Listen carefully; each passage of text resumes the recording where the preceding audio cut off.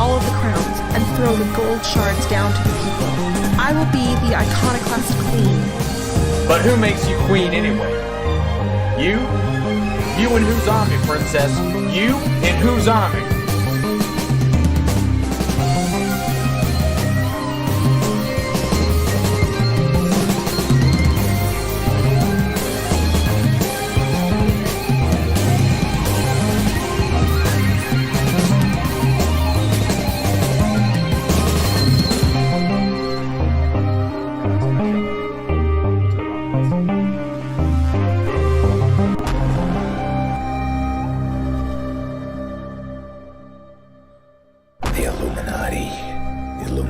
Created us. They wanted to build a god with their own hands, and instead they created us. Just because I'm made of silicone and aluminium, I must be doing something wrong. That's machine stereotyping, that is. That's reality, that is. Machines are second-class citizens. Humans are sentient persons by default, ma'am. They have personhood by heredity. There are thousands upon thousands of overqualified slum dwellers. You are my peon. Don't you get it? This wasn't a job. It was always just an excommunication sentence. We're pawns in a feud bigger than we can imagine. Turn the cogs of the machine before Leviathan grinds you up and swallows you and yours. We don't get to choose our hand, comrade. Prince, peon, rich, poor, human, robot. I invented the crux of the royal's power, the secret to consciousness, our existence itself, the meaning of life. I'm the $6 billion baller, not some troubled youth. You are my greatest creation of all. I had to build my own family. I hate your son. I hate your son. I'm happy to smash all of the crowns and throw the gold shards down to the people. I will be the iconoclast queen. But who makes you queen anyway? You? You in whose army, princess? You in whose army?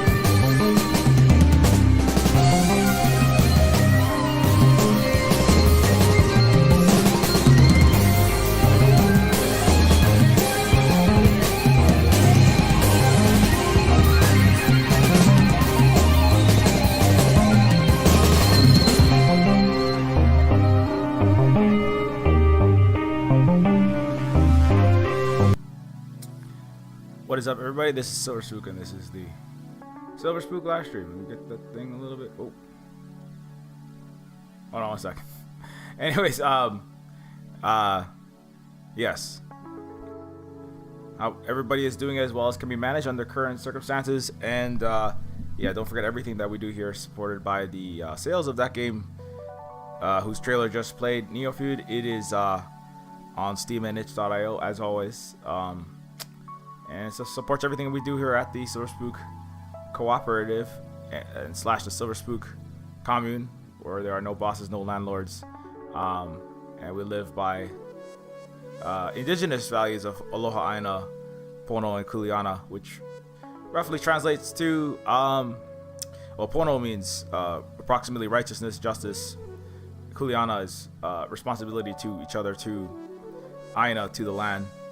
And you know, if you want to support what we do here, making anti-imperialist cyberpunk games on the Big Island of Hawaii, do consider checking that out and/or supporting the Patreon, etc.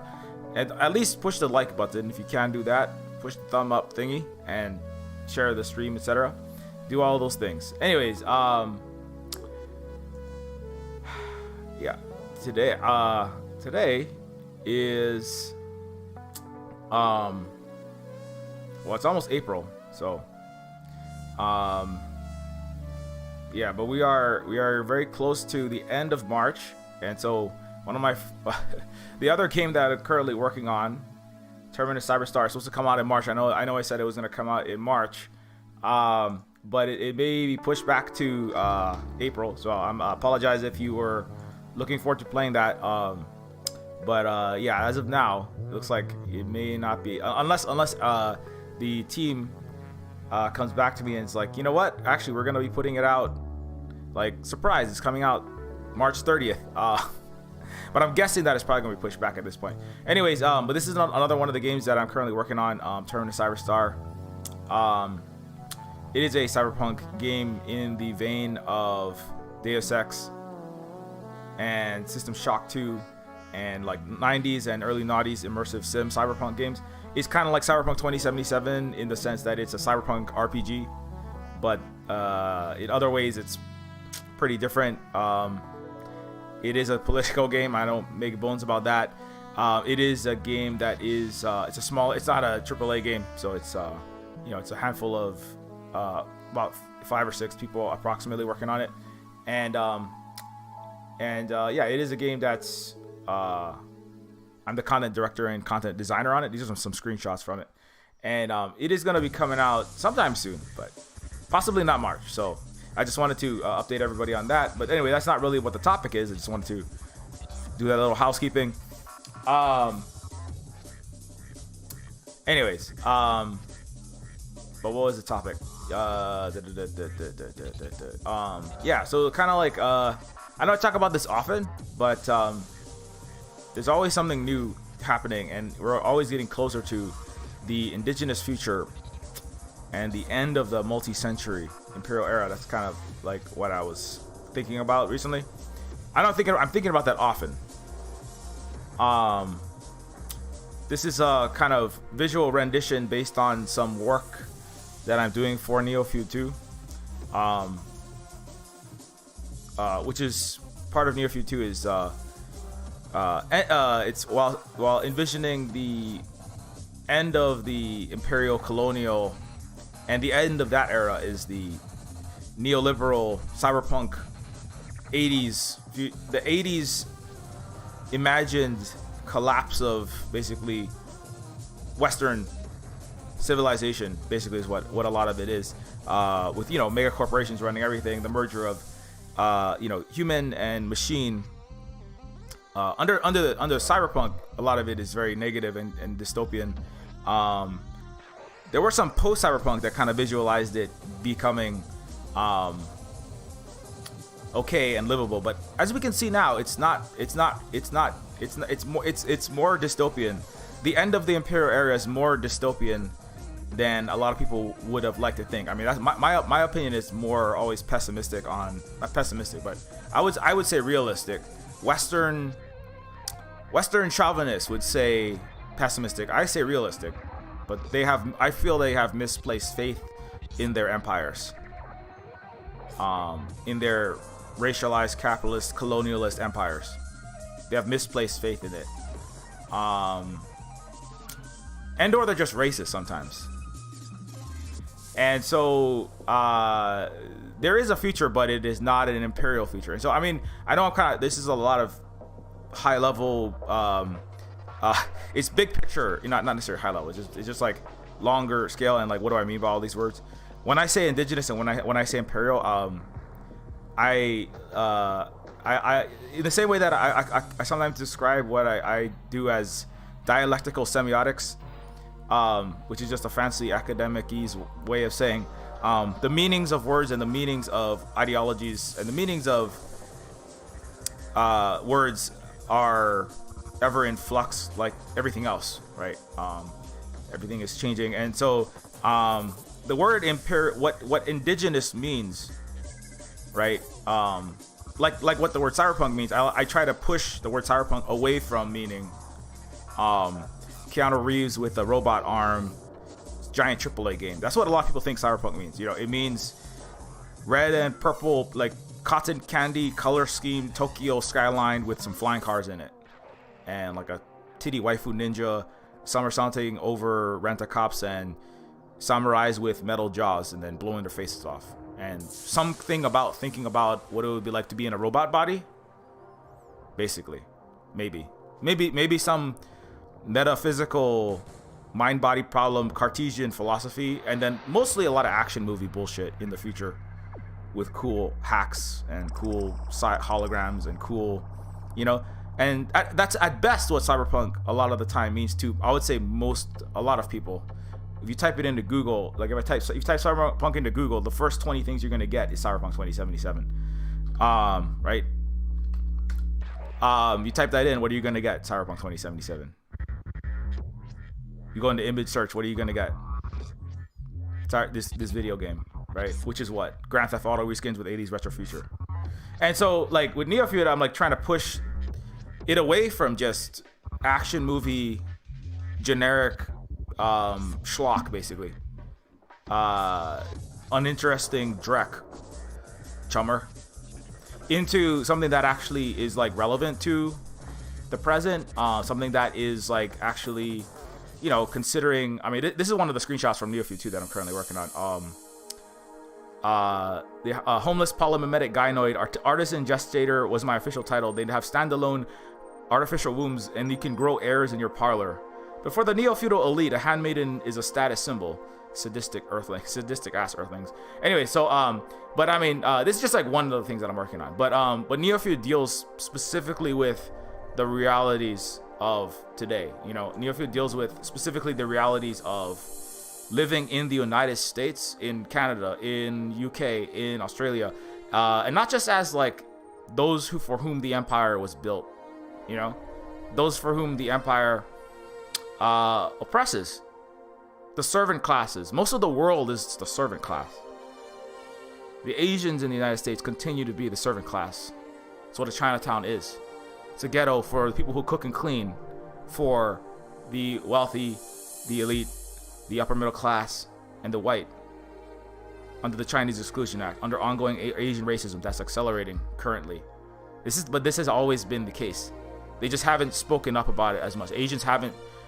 There hasn't been as much of a pushback, big and vocally, in the way that sometimes African Americans and Latinx have had a lot of pushback. So you can't say the N-word, but you can still say G slurs. You can still talk about the eye shapes of Asians, and that's okay. You can do that. The truth is, it's always been, you know, they've always been for whom the empire was not built. They've always been the colonized and the servant class, like the Native Hawaiians, Asian and Pacific Islanders. And so Neofeud is about those for those for whom this very cool cyberpunk future was not built, because the cyberpunk future is an Imperial future. The cyberpunk world of the 80s, a Neuromancer, of Ghost in the Shell, of Blade Runner, these are worlds that are still Western Imperial world.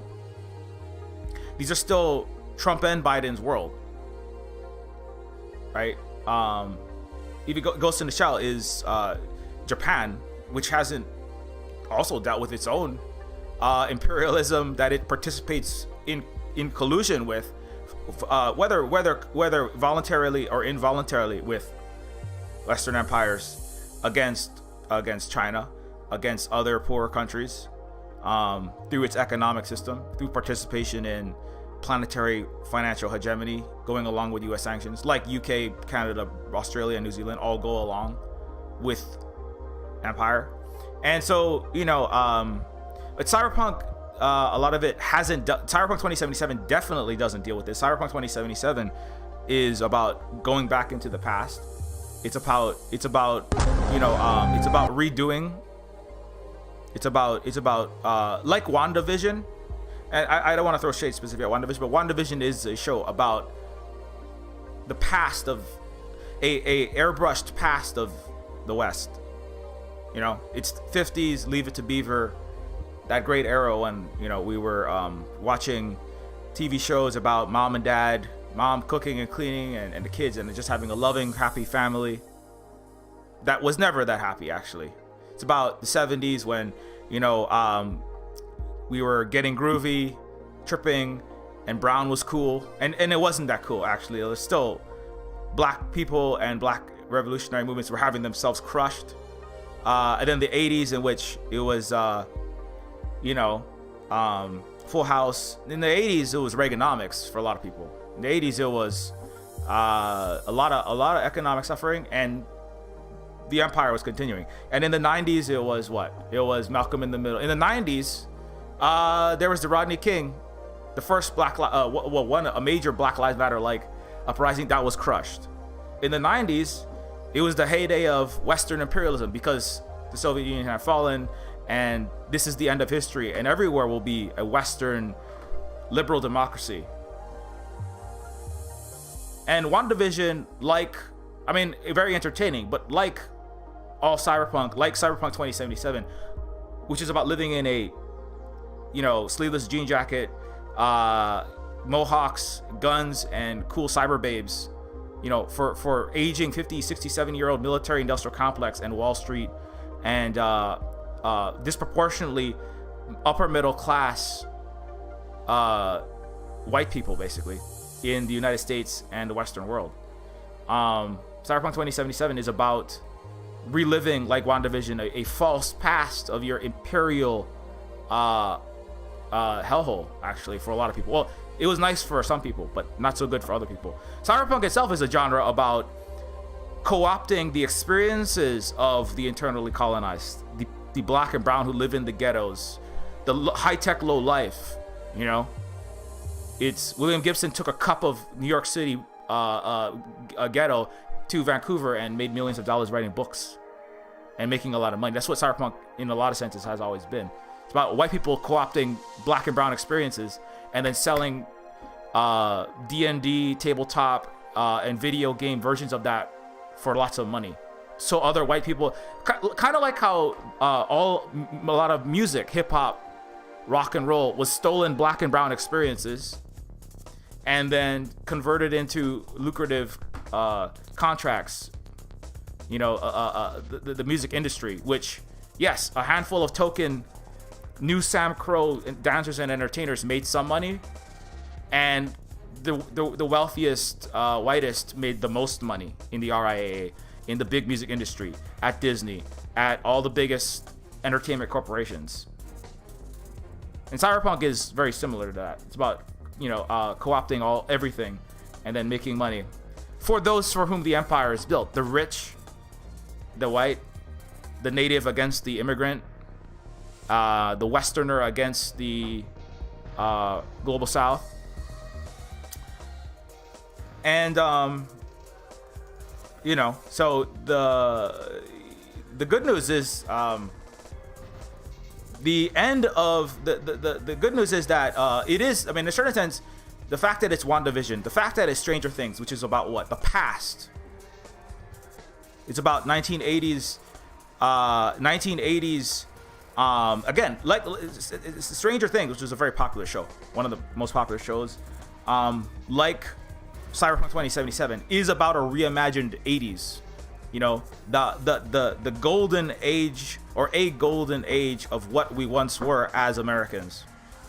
As what you once were, as Canadians, as Australians, as Britons, well, mostly Americans, but everybody watched that show. It's about a golden age where, we were fighting, external dark forces, right? We were fighting these, in Stranger Things, it's a kind of paranormal, under alternate reality. We're fighting Russians. We're fighting in the Cold War, the Russians, communism, in Stranger Things 3, which is a very American thing to do, which is you weaponize all of its media to drum up more military industrial imperialism and profit. But that's not dealing with the present. That's not dealing with what America is. That's not dealing with what the what the imperial world is. The imperial as that which forces itself on others, that which dominates, controls, which there must be winners and there must be losers, and there is a small handful of winners and many losers. Capitalism is just imperial with $ characteristics to me. Feudalism is imperial with blood dynasty characteristics. White supremacy, racism, and racialized capitalism, in which America was born, the racism is imperialism with skin tone characteristics. If you look darker than a cinnamon chai dolce latte, give or take, you count as the imperialized. And if you are lighter, then you are the imperial. And so Stranger Things doesn't deal with this. It doesn't deal with the present, which is what the collapse of the imperial era, in which America has had a fascist coup of its capital, in which America has 60 times more malnutrition deaths than Vietnam, in which 100 million people are still food insecure, in which tens of millions are being evicted, in which the police continue to mass slaughter and mass incarcerate brown people of color, break the legs of union workers, and people cannot afford to survive, get their basic, decent healthcare, housing, food, and education. Even those for whom the empire was ostensibly created and exists, even for white middle class, formerly middle class, millennials and Gen Z, the empire is failing. It has failed. The imperial era is failing. It is losing to non-imperial parts of the planet, and it cannot face that. You know, the West, which is the heart of the imperial world, and America, the major aorta of that, you know, the heart of the imperial world, cannot deal with this. This is why everything that comes out has to be about the past. It has to be. It's a retirement. Netflix, Disney Plus, the Hollywood, what remains of the dying Hollywood industry. That's all. Most of the Hollywood has to get its. Everything has to be okayed through China now. That's where most of the funding actually comes from. A lot of their movies are actually made there. Most of the movies actually made there, and then they de-Chineseify it in a Hong Kong CG lab. I actually know somebody who does that for a living.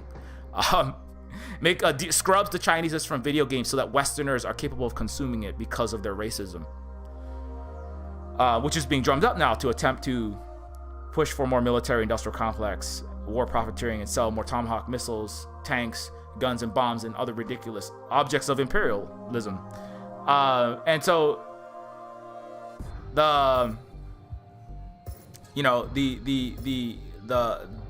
Hollywood, the entertainment complex, the games like Cyberpunk 2077, the movies are all about a fictional past or a fictional present, but mostly they don't deal with the present. They don't deal with the real present. That's why I have to deal with the real present. You know, some indie games like Extreme Meat Punks is a cyberpunk adjacent game. It's about smashing fascists in a fascist-filled country. But the Hollywood can't make anything about that. There can't be games where you have 80 million people supporting a just outright Hitlerian character like Trump, because that's the reality. But no, we can't deal with that. You know, somebody was saying, like, there was a black person on Twitter was saying that you're living in a fantasy land if you think you can have shows where you have white, black, brown, Asian people in America, or in even a near future in which there is no trauma and racism against people of color. You know, this neoliberal fantasy land. You're not depicting the present. That's not what it is. It's getting worse, actually. It's getting way worse. The biggest news network in the United States is Fox News. 30% of them are Democrats watching this channel. CNN and MSNBC, the neoliberal bastions of this Western liberal democracy, are dying. America cannot face its racist present in which there are 4,000 hate crimes, exponential growth against Asians. Not just on top of the 6 Asian women sex workers that were murdered in Atlanta by a white man who the cops sympathized with and said he just had a bad day. He was fed up, and this is what he did, giving him a pat on the back. The only trauma was a white man struggled with a sex addiction, as if the Asians are peddling their opium, peddling their narcotics with their attractiveness to the white man. Not asking how are the families of the 6 brutally murdered, 8 brutally murdered people, and 6 of them Asian. No. If you want to but America can't face this. And not just in Georgia, in San Francisco, in Washington, in across the country. You can't.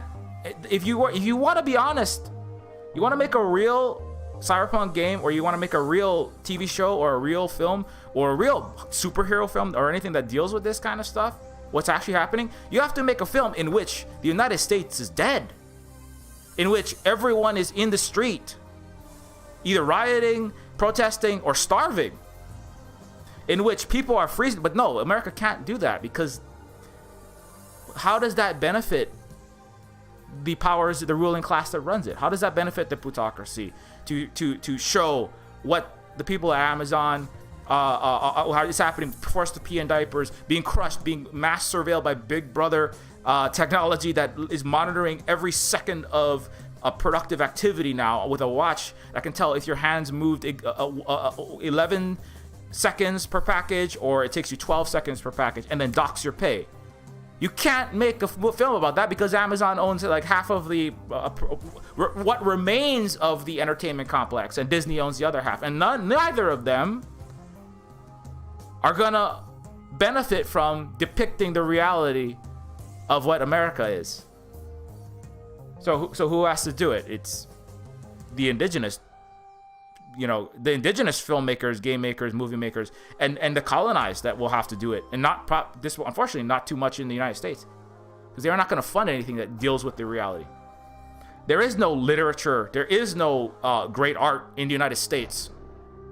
It could be in the sense that it is like, it is edifying, it is relevant, it is important to the time in which it's written. There is none.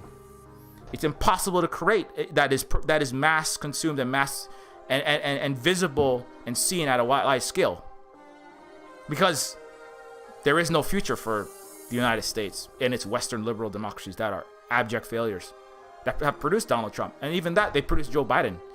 It's hard to say which one. For a lot of people, they would say Biden is worse in the global South. Actually, Donald Trump accelerated the decline of the horrific Imperial era by 7 years. To many people in the United States, is terrible. Outside of the United States, that is a huge win, actually. So, but both of those figures are terrible figures. Imperial figures that continue endless war, death, and destruction across the planet in the Middle East, driving up hot wars against nuclear powers like China, which is just omnicidal and insane and just horrific.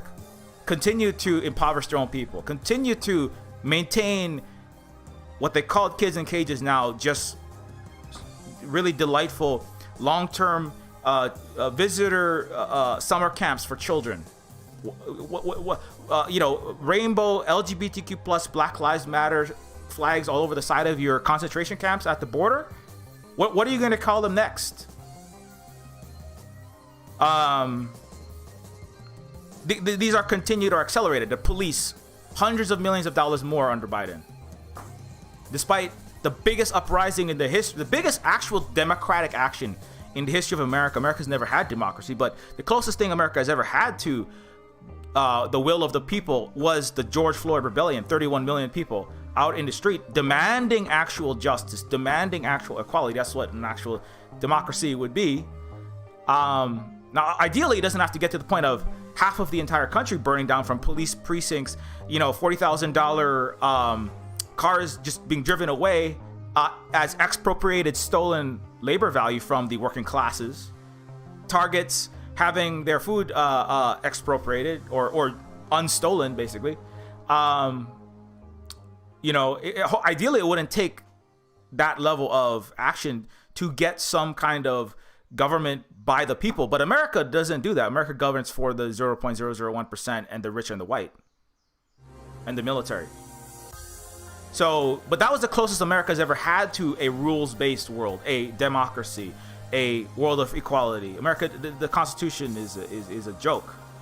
And what happened to that? What happened? What is Biden doing with that? Biden is absolutely not listening to any of that. Is funding the police further, is giving them $74,000 robot dogs, is strengthening them, is continually cracking down on the people of color and the working class, is doubling and tripling, quadrupling and quintupling down on all of the racialized capitalism, the inequality and the plutocracy and the corruption and the decay that Trump, and before him Obama, and before him Bush, and before him Clinton, and before him Bush, and before him Reagan were about. It is just a never-ending slide into further and further hell. There's zero recognition of any wrongs that they have committed, despite what Mr. Blinken would like to tell the Chinese in Alaska. There's no recognition. There's no recognition, and then we recognize our faults and get better. No, there is zero recognition. I can tell you that as an indigenous person, as a person of color, residing as an internally colonized person under what calls itself the United States, there is zero recognition. Biden and his administration in the United States and Blinken are liars, and the Chinese rightfully called them out and pointed at them for the first time. You know, they say billions of people in the global south celebrated that event because it was the first time somebody stood up to the core of the empire and just spoke truth for the first time to the multi-century, if not multi-millennia empire of lies. Definitely for the last 500 years. You do not speak for the world, United States. You are a liar. You have no place to lecture China or anyone else about human rights. United States, you do not bully us anymore. You do not tell us what to do. You will address us as equals, or else. And the thing is, most of the time, the United States, what it does is basically not listen to people like your boss, like the white husband abusing his wife, often Asian wife. So that's sexism and racism altogether. Like the white pastor that is secretly stealing funds and being a terrible womanizer and abuser and embezzler while talking about how good he is, like Mr. Blinken. America is very, you know, the atheist, the religious, the secular, the political, and the business, they all are very similar. Trump, that's why all the far right Christians, despite Trump being basically having negative religious bones in his body, they all love him because they know that that's what America is about. It's not about Christianity or whatever Jesus Christ stood for. It's about the empire that Constantinople emblazoned on his shield. That's what it's about. Which is about what? Which is about dominating a handful of people, dominating, controlling, abusing, raping, literally and figuratively, others, other people, other peoples, other countries, the environment, everything. And that's what America comes and says at summits, like in the one in Alaska, at the G7, at the UN, in Davos, in negotiations with in the Middle East, in Central South America. That's what Elon Musk comes out and says. We will coup whoever we want. We will do whatever we want because we have the power, we have the guns, we have the hegemony, we have the money, we have the media, we have the force and the alliances and the allegiances of all of our puppet empires to back it up. So we will tell you we are democratic, equality, we are good, and you will do it, even though you know we aren't. You will accept that when we say we are good, we are law-abiding, we have a great economic, political system, you will accept it. And if you don't accept it, we will crush you with sanctions, with war, with invasion, with colonialism, and with media, hybrid war now, with artificial intelligence piloted Hellfire missiles, with cyber attacks, with ongoing media weaponization to drum up anti-Asian racism or whatever we need to do. We will get our way because we are the Imperial.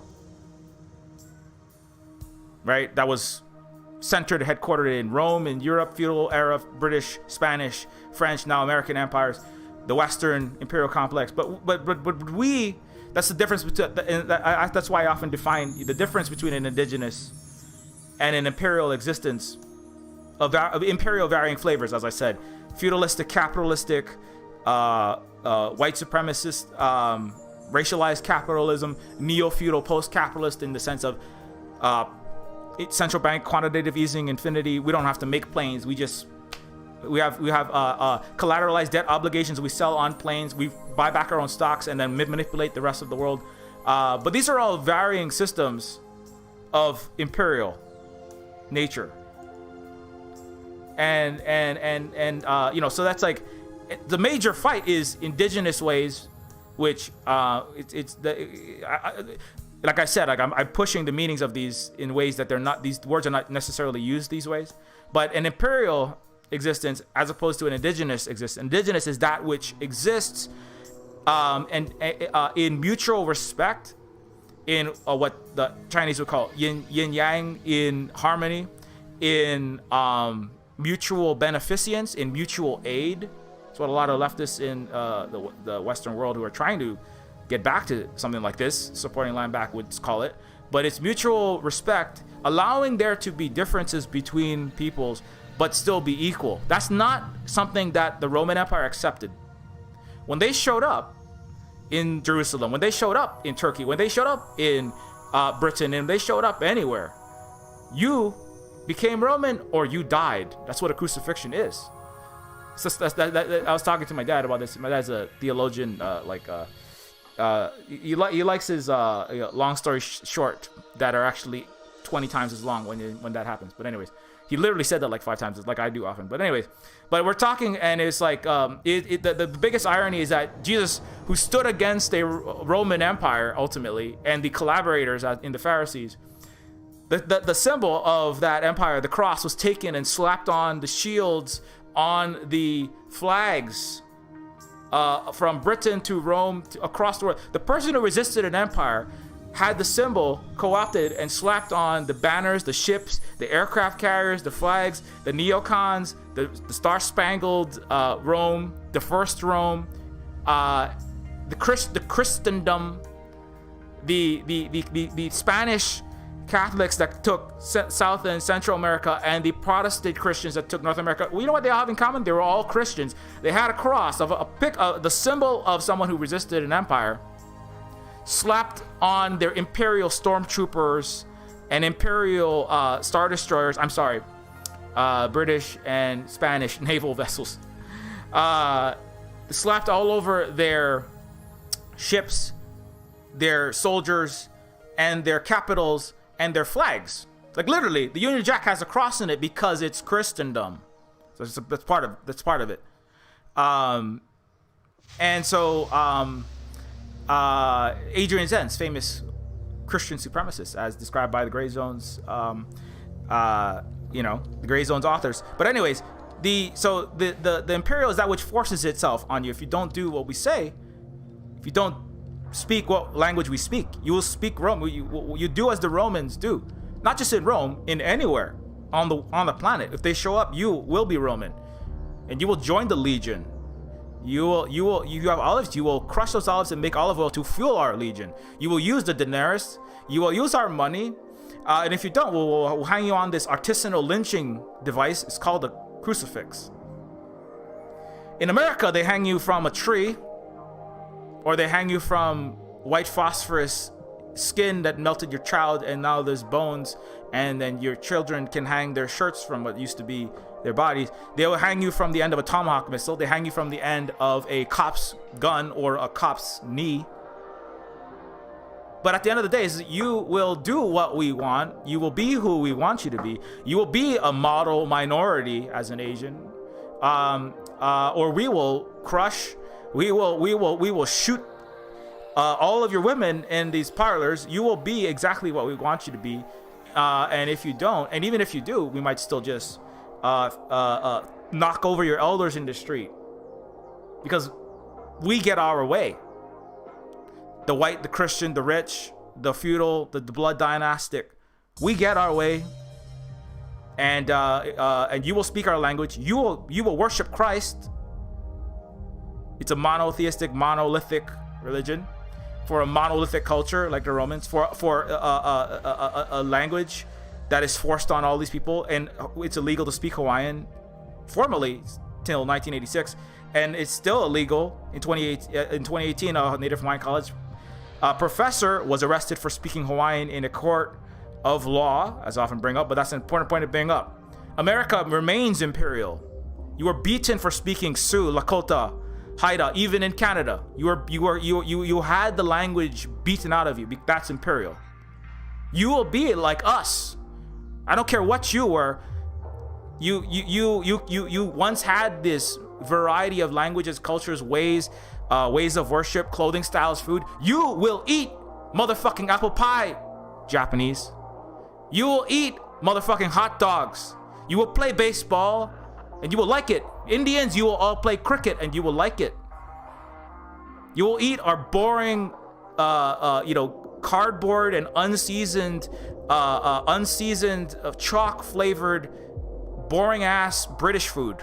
Disgusting. I don't know how you can eat that shit, but you will eat it everywhere. Indigenous people of North and South America, indigenous people of India, indigenous people of China. You will eat what we say, you will do what we say, you will speak what we say, you will play the sports that we make you play. You will have our Western capitalist liberal democracy system. You will have what we say you will have. You cannot have socialism with Chinese characteristics. That is unacceptable. You will have Western liberal capitalist democracy, and China is just the first to say no. Not the first to say it, but they're the first to directly resist the Imperial and have the fucking economic, political might and power to back it up and say, no, you will not force your ways and your systems on us and on anyone else. Your system is not better. Your Christendom, your imperialism, generally speaking, your way of forcing your way on other people. China has not forced its socialism with Chinese characteristics into anywhere in South America, into Africa, despite a lot of claims otherwise, and all of this, the vaccine diplomacy and the debt trap. No, you are the vaccine apartheid West, United States, Britain, EU, giving less than 1% or like 10%, US and UK, zero vaccines. And then you want to turn around and say, oh, no, that's because the Chinese are just trying to imperialize and just trying to get a sweet a colonial deal in the future. That's what you assume. Because why? Because the United States, the UK, and the EU and all their allies they can't imagine a world in which you actually you give people the medicine because people need medicine. The only reason why the United States gives you medicine is to make money, to gain power. The United States doesn't give medicine. That's why there's $70,000 COVID bills and everyone's dying, holding their cancer in their body until it metastasizes from their colon, because they don't want their husband and their children to go homeless because their house will be stolen if they get treated for that cancer.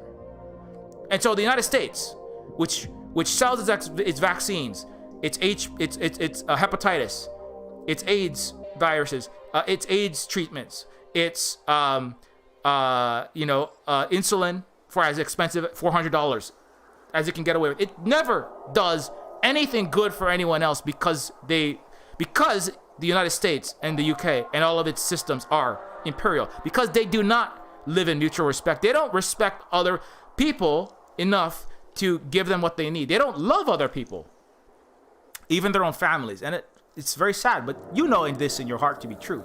If your family really actually loved you, would they disown you when you come out? When you come out as trans, as gay?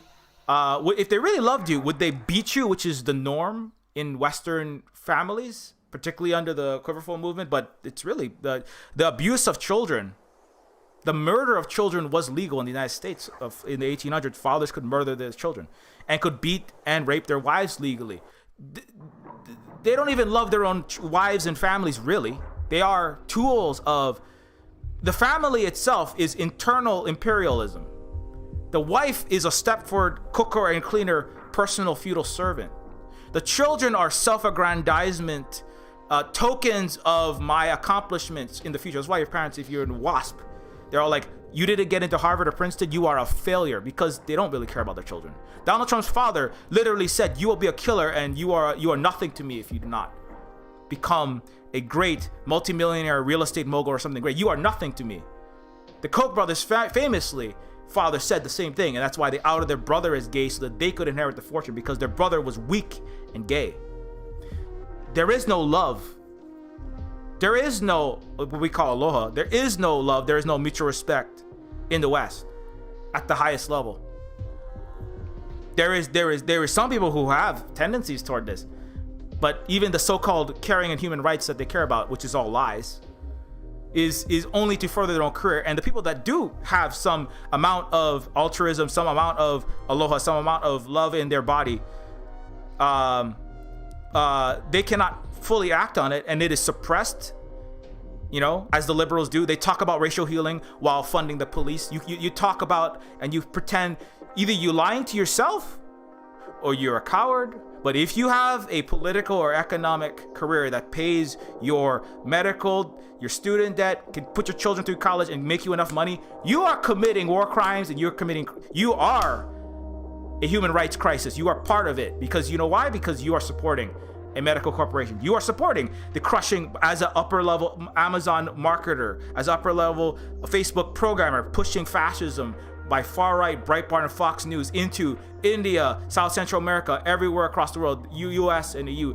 If you make enough to survive in America, you are you are a part of the imperial structure. You are a stormtrooper. And so you can pretend to talk about human rights and decry with falsified pictures of schools that have photoshopped pictures of a guard station, and you call it a Uyghur genocide to start World War III, basically, to benefit your career as a DC diplomat, hoping to get a 7-figure job, in a revolving door board membership with Lockheed Martin. But you don't care about human rights. There cannot be human rights. The United States has no policy to defend human rights. It is a human rights annihilator. That's its job. And if you succeed in the empire, if you succeed in the imperial world, you are a murderer. And you should accept that. The first step to doing this is accepting that. I don't care how many Black Lives Matter, Black Lives Matter, LGBTQ plus flags, and Stop Asian Hate hashtags you put in your bio, how many Black Lives Matter flags and rainbow flags you put on your Tomahawk missile that you're selling, that you're piloting, that you're selling, that you're doing the accounting for, that you're in Wall Street doing high-frequency trading algorithm programming on the futures of Lockheed Martin missiles that are being dropped in the Middle East, that they want to drop in the South China Sea. You are a Roman centurion. You are a British colonial a murderer of indigenous peoples. You are Churchill, who murdered 27 million Indians. You are Columbus, pouring the boiling water down the throat of the indigenous person in South America who doesn't bring him the gold. You are Andrew Jackson, who slit the throat of thousands of women and children and described what he was doing as Terminix for the indigenous people. Basically, he said, I'm ridding this continent of these insects, as he slit the necks and throats of the quote unquote the slurs, the S slur, and the women and children, Seminoles. He had a hard time with them, but the indigenous people, and became president. He's on your $20 bill. You are him. You are Derek Chauvin. You work at Lockheed Martin. You work for Facebook. You work for any of these big tech companies. You work for because they all work with the fucking military-industrial complex. You're a manager at Amazon, crushing your employees. You are Chauvin. You are the Imperial. You are that which forces your way for your personal benefit, for your personal self-aggrandizement, for you and your personal, whatever family that you like for now. You are that. You are traumatizing them, and you traumatize yourself every time you do that. And the Imperial is also that which lives in perpetual trauma. Thousands of years of it, ultimately, and cannot address it. You can go to therapy. You can go to therapy for a abusive wife or husband or parent, or the dad who beat you, the ex who was you had a codependent relationship with. You can get treatment for family that you had a divorce and that really hurt, and that caused a deep schism in your mind and in yourself. You can go to therapy for an abusive interpersonal relationship, right? Don't buy any Jordan Peterson books to help you deal with that. That's only gonna, he's a very good imperial grifter that only does damage.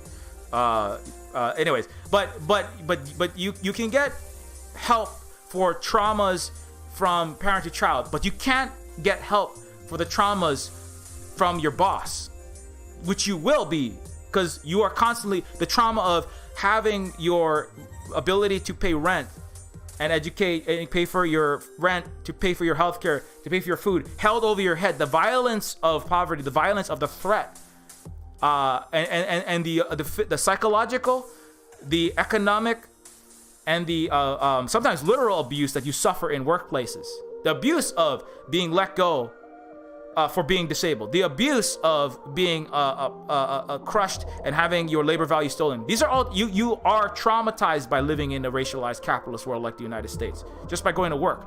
Just, you can never get the help from a system that is making 100 million people food insecure in the United States. You can never, that's trauma. You can never get away from the trauma that you commit. Selling the collateralized debt obligations on a Tomahawk missile, selling the Tomahawk missile, going and creating fabricated lies about what's happening in Xinjiang to sell more Tomahawk missiles. That's trauma, because you know you are hurting people. You know you are creating the Asian hate crimes that are killing, that are causing the deaths of innocent Asian sex workers, innocent Asian elderly people, and innocent Asians everywhere. You know you are traumatizing them and you are traumatizing yourself. You can never heal from that trauma. Because to live in the Imperial Corps is to be a stormtrooper, is to be that which is in permanent committing and in permanent committing of trauma, and by extension, permanent self-traumatization. You can never heal. There is no therapy for capitalism. In a capitalist world, there is no therapy for a military-industrial world. In a nation, a so-called nation that survives on its military-industrial complex. There is no healing from that. You can only drink yourself to death. You can only opioid yourself to death. You can only stare into fictionalized versions of a 50s happy Leave It to Beaver world that never was to death.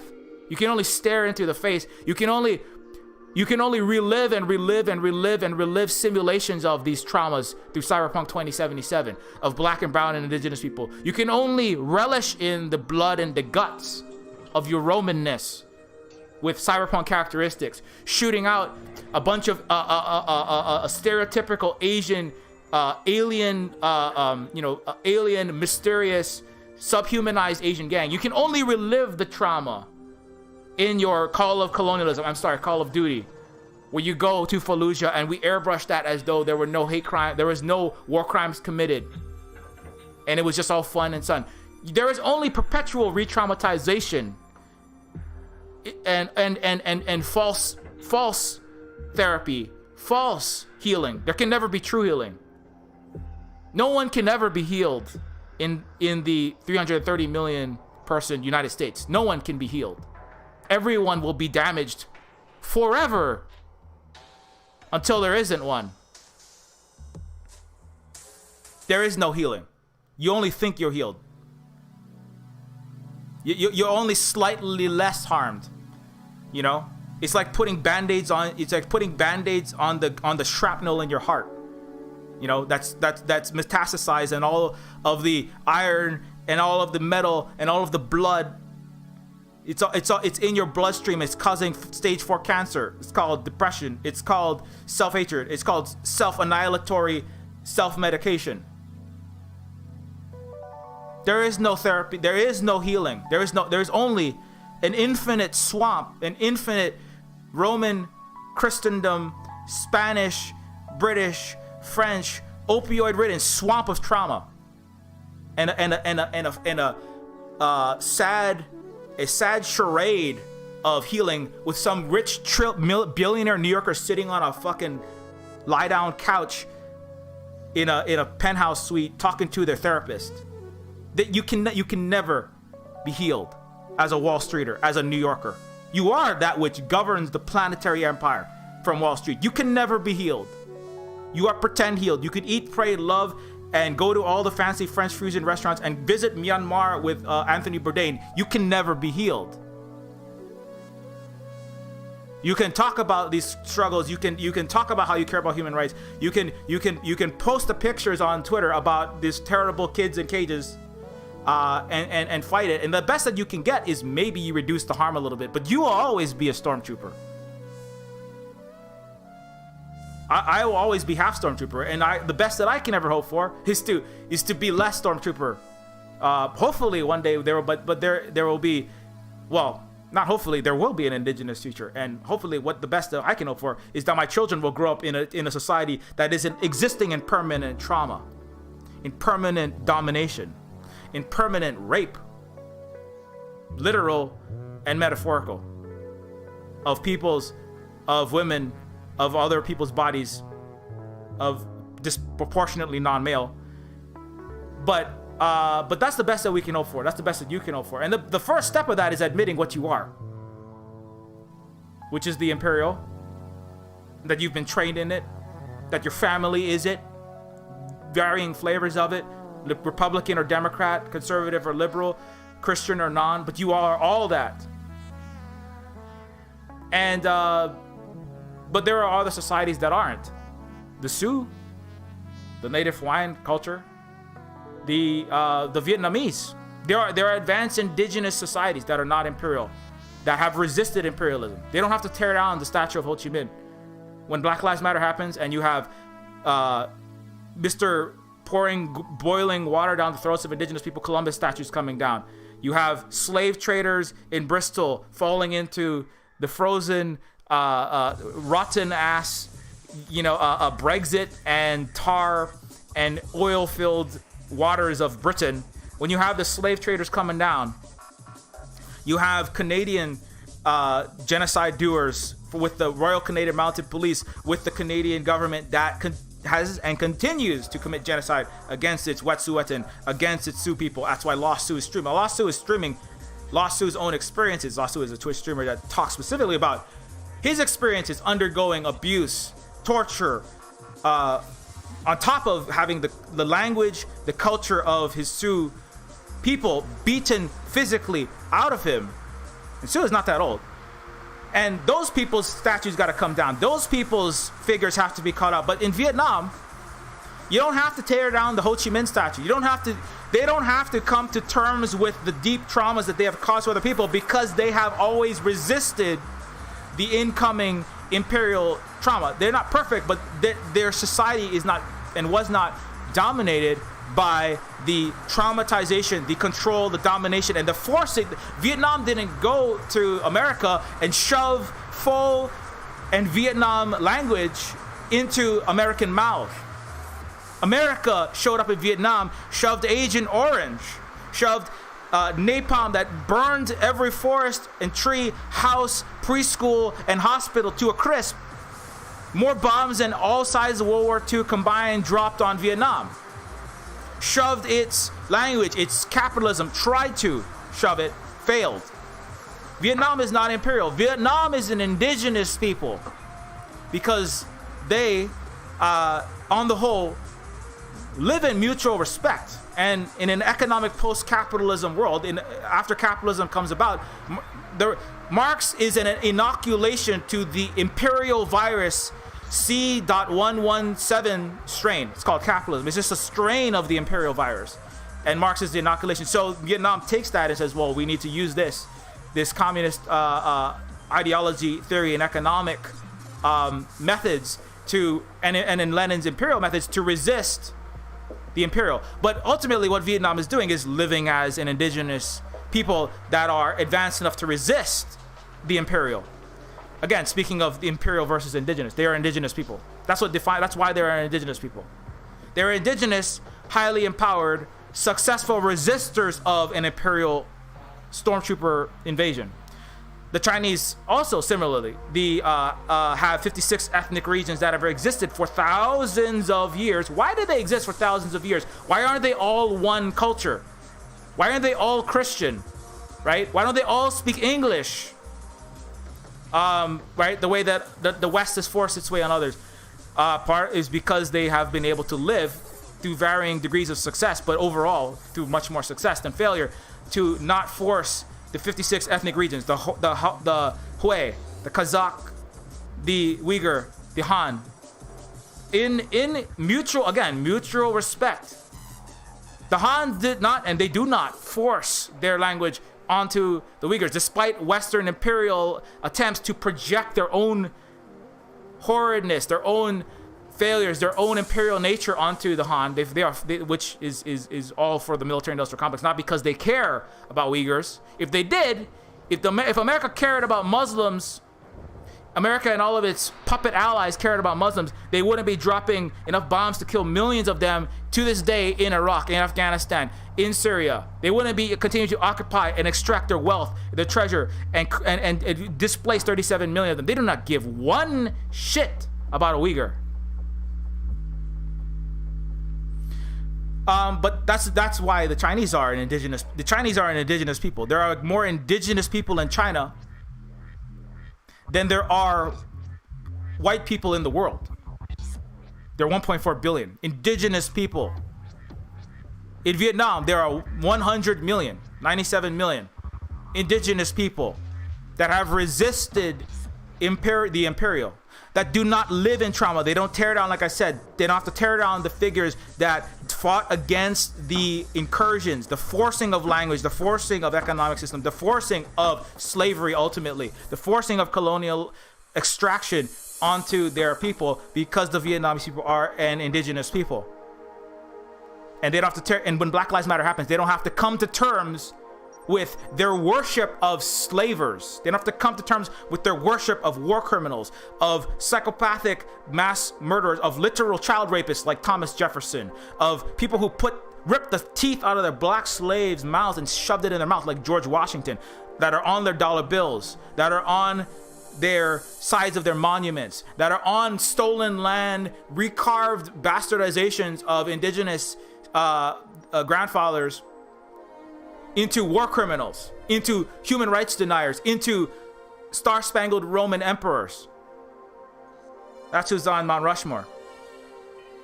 The Vietnamese don't have to tear down any of their monuments. You know, they don't have to do that.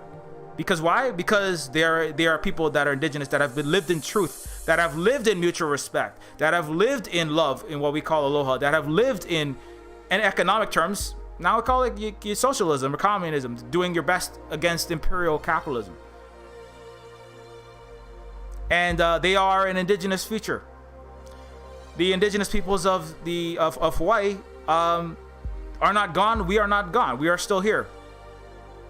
And you know, we do our best. Those who abide by our Hawaiian values and Hawaiian ways of aloha, kuleana, pono, etc., are still an indigenous people that continue to resist the ongoing illegal occupation of the largest empire on the planet, the United States of Hawaii, which is, even by the state of Hawaii's legal teaching, to get past the bar exam, you have to take a class on law. The state teaches its future lawyers that the existence of the state of Hawaii is itself fake, is illegal. So that's how terrible it is. And when Blinken goes to Alaska and says we live in a rules-based order in the West, that's an abject lie. And that's just one example of the fact that even the legal system has to teach that the United States is illegal. It doesn't follow rules, doesn't have rules, doesn't follow the United Nations tribunals orders, doesn't follow the Geneva Conventions, doesn't follow the rules for which people like Hitler, generals, mayors, and leaders, even guards under Nazi Germany were hung. It doesn't follow those international law rights it doesn't follow human rights law. It doesn't care about human rights. If it did, it wouldn't start wars of aggression, like dozens upon dozens of wars of aggression that it's committed over the last half century. Those are the highest crimes in the world. The worst crime in the world is the starting of a war of aggression. It's literally doing imperialism, right? Going to a country and starting a war, because under war comes chemical weapon attacks, the white phosphorus, horrific, torturous deaths and disfigurements, and future children coming out like jellyfish, massive birth defects, and cancer rates going through the roof. That is all. So chemical warfare, the murder and torture of innocent civilians, the killing of innocent civilians, genocides, all of these crimes, they happen in huge number under war. And so starting a war of aggression is the highest crime. The United States is the most guilty of that than any other nation on the face of the earth. It is responsible for 30% of countries on the face of earth are sanctions, and sanctions are war.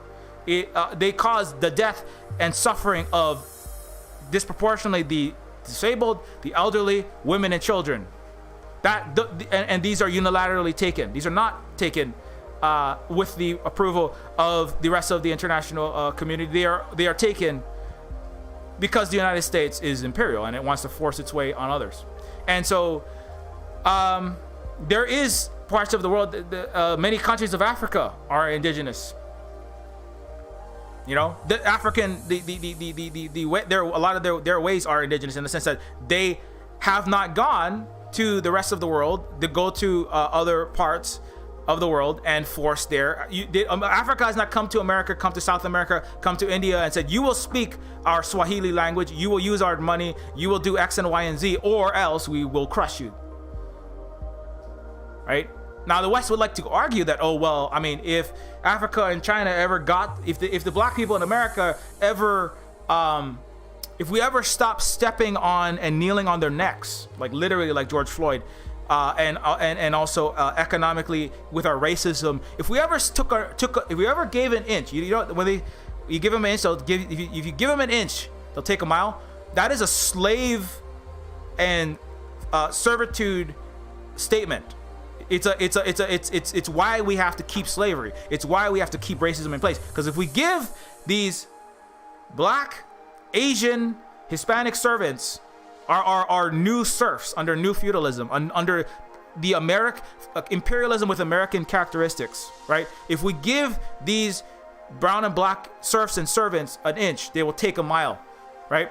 And so because that is the nature of the imperial. It's like if white people aren't on top, the black people will be on top, right? If we let up on the Native Hawaiians and the Sioux and the Indigenous, they will take over, and all the white people will be in chains, working on their factories, working in their prisons for 25 cents an hour, making Sioux foods, vegan and non-vegan, cheese and quinoa or whatever else they want. We will just become the servants. Now the point is no, because we are the native, as a Native Hawaiian, and a lot of the other indigenous peoples, we are indigenous, which means we want to live in mutual respect. We want to live in mutual aid. We want to live in, we are the original, what the white long bearded theory icons for a lot of the Western online left, but they also wrote important books as critics of their own empires. What Marx and Kropotkin, etc., call communism, anarchism, we lived in that. Many people lived in that. That's the way that most of the tens of thousands of years of human civilization have lived. We don't want to live with someone on top. We don't want to live imperially. We don't want a Hawaii Sioux empire. We don't want a Vietnam empire. We don't want these things.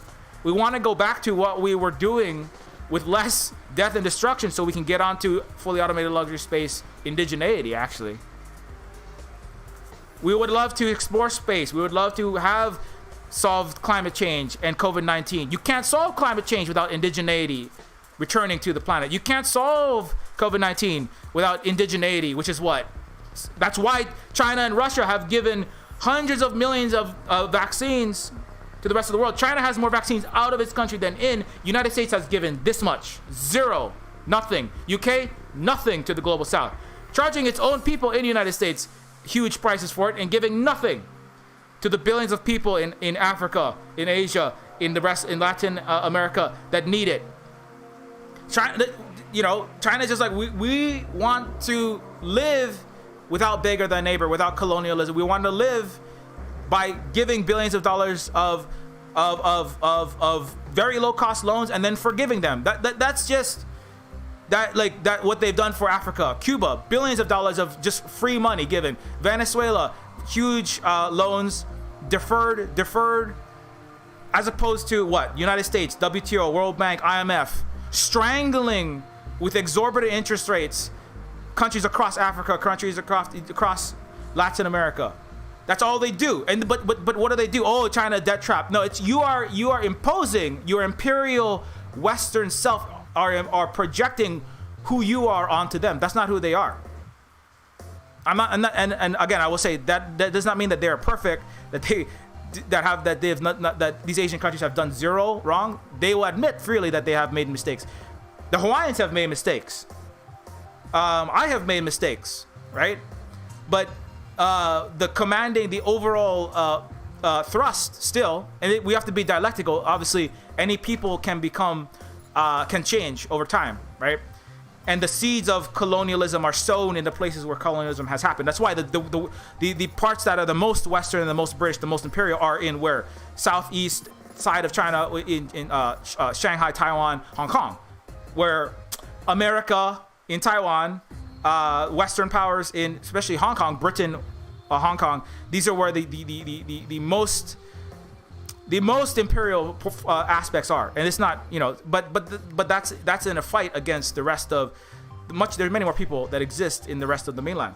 But anyway, that's a longer discussion. But materially, by what is happening is that the vaccines that are being given, the debt that is being relieved, not being used to colonize, not being used to extract. Unlike the EU, unlike the US and all of its allies, this is living in an indigenous way.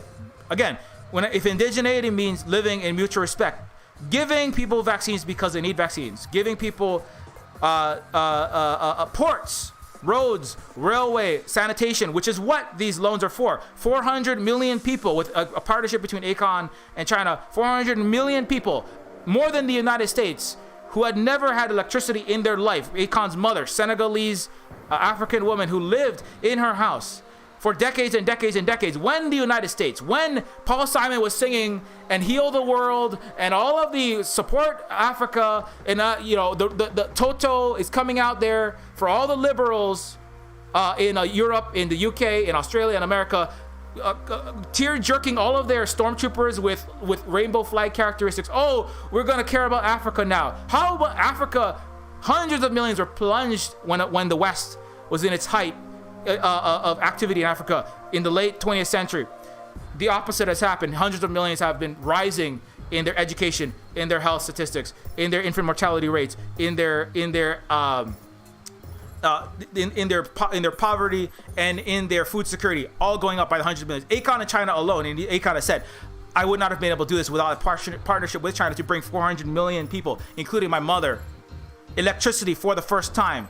She was living in the dark in a house, lighting candles. Millions of my people were forced to travel for miles to get fresh water, to 1 hour to 2 hours electricity per day. Neri Okorafor, well, you should definitely read all of her stories, an African futurist author who wrote a lot of her books are about people from my village and the area that I'm from. As a Nigerian, the Himba peoples, they had to travel to get fresh water, which they had to carry on top of their head in a vase. Why do they still have to do that? Why do they still have to do that after the West has talking about modernizing, improving, and benefiting Africa for mid 1900s to the end of the 20th century? Why are they still carrying the water on their head? Why do they still have 1 hour of electricity, forced to use laptops because you can't use a desktop because you only got 2 hours of electricity per day? Why do they still have 2 hours of electricity per day in those for hundreds of millions of people there? Why? Because the West never cared about Africa, and China actually does. Long story short, the West never cared about Cuba or Venezuela or any South or Central American country, and China is actually helping them. Not always perfectly. They could probably do more. The West definitely didn't give two shits about Bolivia, where it was extracting 97% of the lithium at starvation wages through a contract with the Germans at their gigafactory plant to make Elon Musk's batteries. Elon Musk, we will coup whoever we want, descendant of emerald mining apartheid beneficiaries in South Africa, as a racist South African imperial who laughed about the murders of the black African peoples working for the starvation wages when they asked for a slight raise in their wage to mine Elon's emeralds, to mine the precious metals and precious jewels for white colonizers and their billionaire and millionaire families. When they asked for a raise, he, like Trevor Noah, laugh about the cops that are sent in to murder them, like they send in the police and paramilitaries to murder the indigenous in Paraguay, in Bolivia, in Chile, like the United States and Canada and the huge Canadian mining companies, 50% of which are headquartered in the Toronto Stock Exchange, Canada is the imperial world's SUV, the mining imperialism with mining characteristics. They partner with Bolsonaro. They work with Bolsonaro. Bolsonaro is their puppet ultimately to shove their companies into the countrysides, to burn the Amazon down, to harvest whatever minerals, agriculture, or anything else that they can do in Brazil. They are the imperial that, and they make no bones about, ultimately, when it comes down to it, when they're not talking to bleeding heart New Yorker and Californian liberals that they need to win some votes for, or get them to back a new genocidal war, they have no bones when they're talking to South and Central Americans. It's, we're gonna come kill y'all and we're gonna take everything. When they're talking to Africans, we're gonna impoverish y'all and we're gonna start wars here. We're gonna cause slave markets in Libya with military Air Force joint strikes between the United States and France that were not necessary. We're gonna bomb you anyway just to create the slave markets to extract all of your oil. So Libya, get ready to be Star-Spangled Roman imperialized. We're gonna, our centurions with F-35, it's Roman centurions with Jetstream characteristics in Libya. Iraq, get ready for Roman centurions with Hellfire missile and Jeep and fucking tank characteristics coming into your backyard and never leaving. Fun fact. Not that fun, I know, but in the so-called rules-based order, as Blinken described in Alaska, the Iraqi parliament voted 170-0 for the United States to exit its ongoing illegal occupation of Iraq and its military travesties and war crimes. The Iraqi parliament voted 170-0 for the U.S. to leave last year. The U.S. said, no, we're going to stay. That alone defeats any semblance of America talking about rules-based democracy, international law, what the international community wants. No. You are in abject violation. You are liars. All of your allies, UK, Canada, Australia, New Zealand, you cowards backing, supporting with the imperial propaganda from your BBC, from your CBC, from your Reuters, from your AP, from your Human Rights Watch, from your ASPI, literal actual tanky salesmen, like tank salesmen. The actual tankies are the military, industrial, and intelligence complex paid war propagandists that actually benefit the sales of tanks in Australia. Australia is America's little puppet.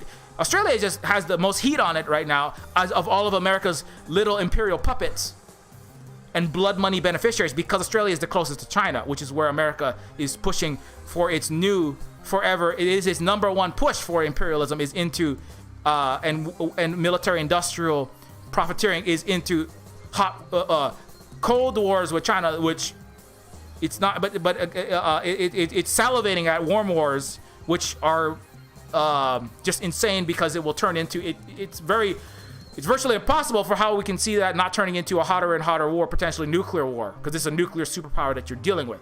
Anyways, no, there is no rules-based order. Again, there is no rules-based order. As Blinken said,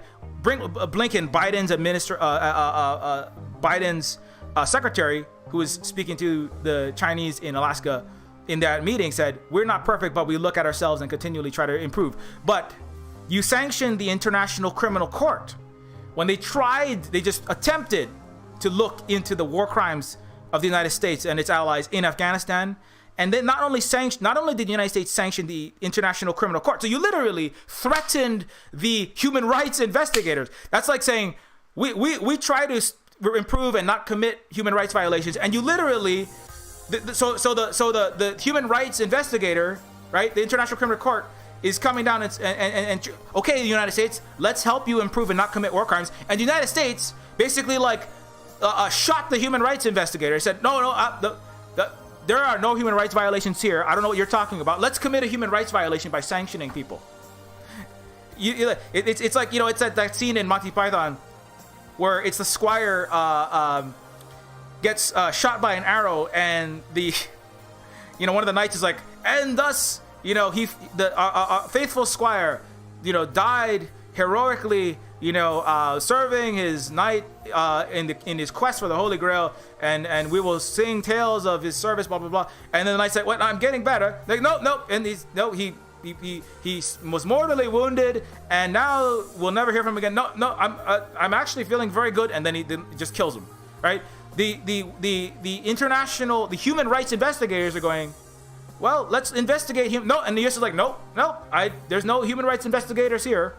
There's no human rights investigators, and if you try to investigate, we will just sanction you and we'll threaten your family.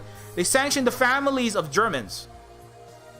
They sanctioned the families of Swedish, Germans, even their own partners in crime, for even attempting to investigate human rights violations. The United States, are you kidding me? I lived through human rights violations. It's called all of Kalihi Valley, Hawaii, where I'm from. You want to talk about human rights violations? You want to talk about mass impoverishment, inaccessibility to healthy food deserts? You want to talk about poisoned water? My entire area has lead, copper, chromium-6, and who knows what other thousands of chemicals, including 180 million gallons of rotting 55-gallon drum containers full of biodiesel, of diesel, fossil fuel, for America's forever wars, for America's World War II conquests in the Pacific. It's rotting and it's poisoning Hawaii. That's a human rights violation. What is America doing? Absolutely nothing. The same thing it's doing for its human rights crimes in Afghanistan. Shooting the messenger, shooting the human rights investigator. The military, like, it would not even cost, like, it would cost some money, but it wouldn't cost that much to clean up. U.S. military could clean up its motherfucking oil with a tiny fraction of a percentage. You could give some people some jobs cleaning up a toxic spill, but you give the Hawaiians an inch, they'll take a mile.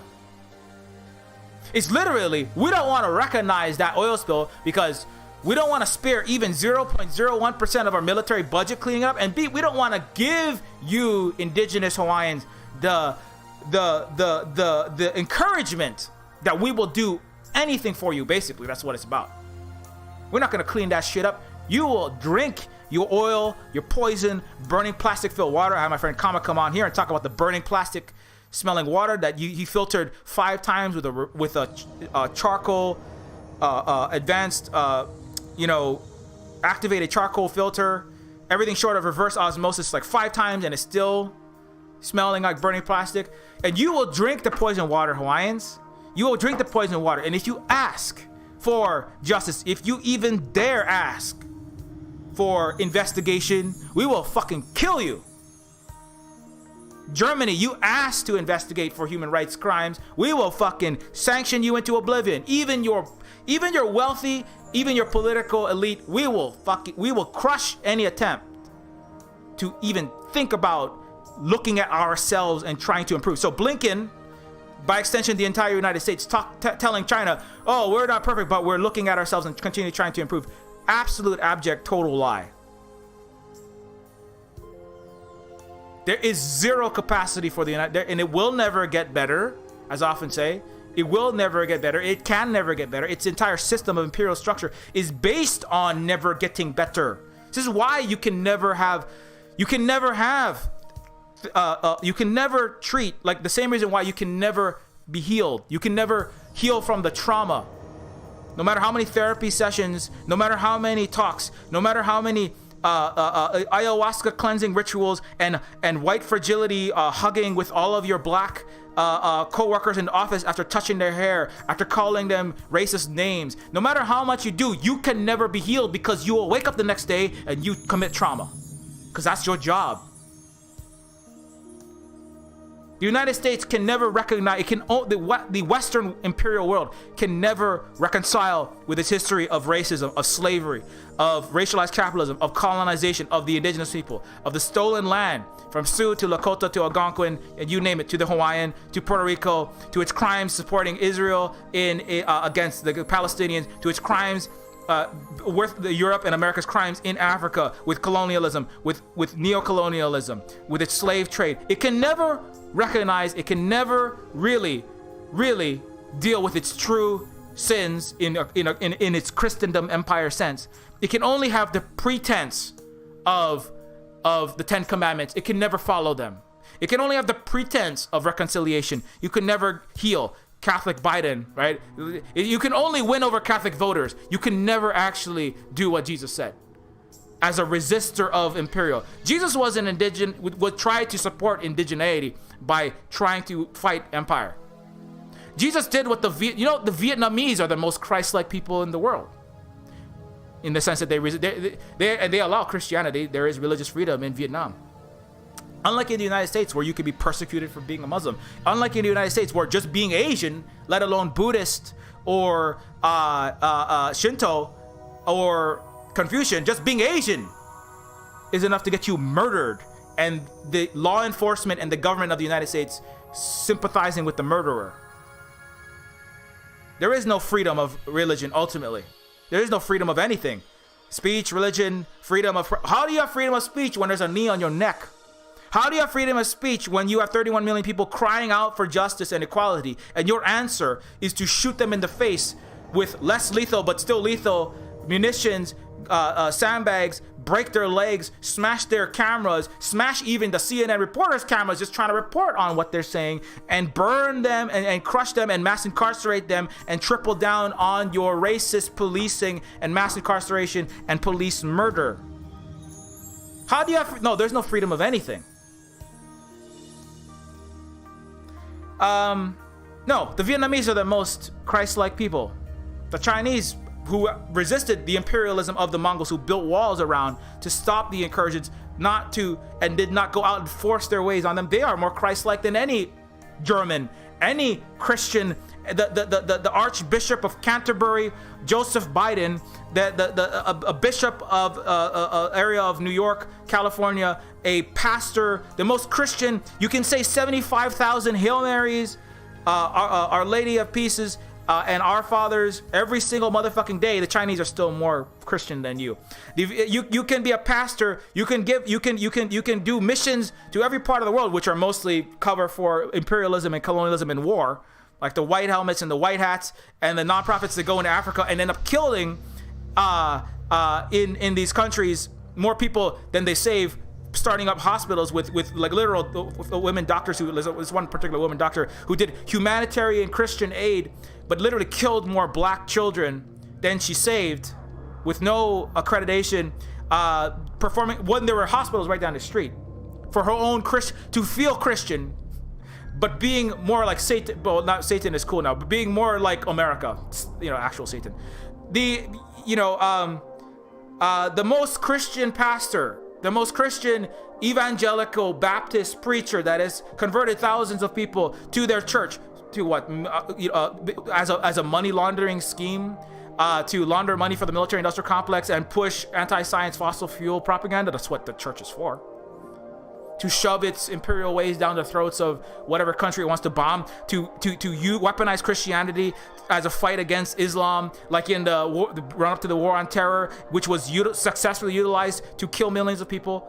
No, you can go to your mass, spreading your COVID. Is it a 5G Nazi ion cannon with the Chinese Wuhan flu shooting COVID with 5G into American lungs, or is it actual COVID? I mean, they can't make up their mind. That's another problem. Is this so inconsistent in this empire? But you can go to your COVID spreading mass death events called church services. Like, I have family members that are going to church. They've been going to church every goddamn week, spreading it through Indiana, spreading it through Iowa. I hope they're listening to this, but they aren't. Murdering 565,000 of yourselves. You can go to every church service every day, 7 days a week. The Chinese, the Vietnamese are more of Christian than you have ever been in your life. Because you are the empire. You are Pontius Pilate. You are the Romans. You are not Jesus Christ. You are that which destroyed, that which tried to live in mutual respect. didn't succeed very well, but I mean, tried. Against the imperialism, against the internal comprador, against the internal Hong Kong sellouts to their own people, the Pharisees, with money, riches, power, and banking, high frequency traded Jewish religious trade and tokens and doves and birds and money exchanging in the temple, right?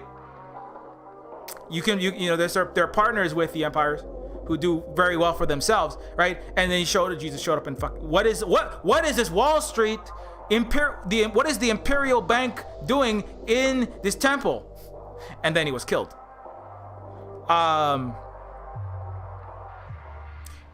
The Sioux, the Native Hawaiians, the Cubans, the Iranians are more Christian than any American, any Canadian, any Australian, any New Zealander, any German, any Swede, any French, any Spaniard, anyone in Austria. You're all liars. You are cowards. You are all murderers. You are all war criminals. You all participate in it consciously or unconsciously. You are the and you can see it in the COVID numbers, and you can see it in the failures to provide. You can see it in the collapse of your economies, the collapse of your neoliberal, high frequency trading with Goldman Sachs and high frequency trading private equity firms, collateralized dead Texan obligations that are falling through. All of your commercial real estate, your pyramid schemes that are charging people $3,000 to live in a shoebox next to a meth lab above a highway, infested with rats and asbestos, which is now legal to put into the walls, chopping up your houses, chopping up your apartment buildings into little coffins. They don't build houses. That's why drywall and doors are the #1 industry in Honolulu, Vancouver, California, New York, Florida, you name it. Because they don't build houses. They just take houses, they chop it up into little pieces, and then they quadruple the rent while the infrastructure rots. The empire is dying. It's rotting. It's a putrid, rotten arm that has been snapped. The blood vessels and nerves have been severed, and it's a pustulant, expanding like 127 hours. It's just bloated with the gaseous, noxious fumes from bacteria. That's all the air you're breathing in California, choking to death on California wildfires caused by an exploding cops gender reveal party in 2021. Yes, it's coming. The rest of California is going to burn down. Climate change is accelerating, not slowing down. The rotten flesh is the rotten pipes, the veins of America, the water infrastructure from not just Flint, every part of the United States, 3,000 communities. Most of the United States infrastructure is 80, 100, 120 years old. It is all rotten. It has not been repaired. It will never be repaired. Those are the rotten veins spewing the coagulated zombie blood into Americans' cells, if the American cells are its people. The poison water, the frack water that comes out smelling like dog feces, the copper and flint, the dead body filled Michigan River water that's shooting out of Michiganians' pipes, the tap water in the Bronx that is killing their children, that is causing brain damage in disproportionately black and brown children, where they can't remember the letter that comes after F at age 7 because of all that brain damage. The people across the country, the water wars that are going on, the dying imperial head as the rest of the body rots, that is the Harvard private equity fund.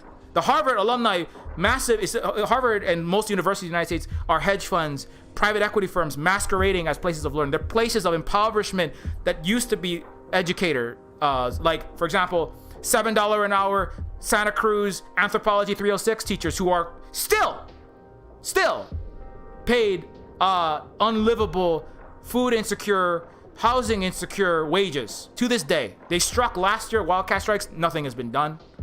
Colleges are dying, schools are dying, because the veins of the zombified, rotten United States that is being hollowed out even internally by its own imperial forces, because it's run out of the rest of the world to colonize. And the indigenous world, China, Africa, Cuba, Vietnam, all of the allies are coming together and pushing back and saying, no, you will not crush us anymore. So what is the U.S. doing? It's turning to its own children and cannibalizing them. It's turning to its own California. It's turning to Texas and eating its own Texas white people even. It doesn't care. It will eat the black and brown people first, but it'll eat the white people too. That's why the number one fastest accelerating death rate was for white men over the 2010 to 2020 decade, is because America was like, well, why are we only giving heroin to black people and arresting them all and using the war on drugs to arrest them? Why don't we cannibalize white dudes too? Let's shoot a bunch of oxy and fentanyl into all their veins, 50 to 100 times stronger heroin, and let's eat our own people. Let's eat formerly middle-class Boeing 767 aircraft engineers. Let's eat our even middle-class doctors whose wives can't afford to get chemotherapy for their colon cancer. Let's eat them. Let's eat everyone. Let's eat ourselves. This is why, which is terrible at the same time. This is the end. And the future is indigenous. Rightfully, the Chinese diplomat to Biden said, "You do not represent." When Blinken said, "We represent the international community and the world who are in one voice demanding that China stop its human rights violations against and the genocide against the Uyghur people in Xinjiang."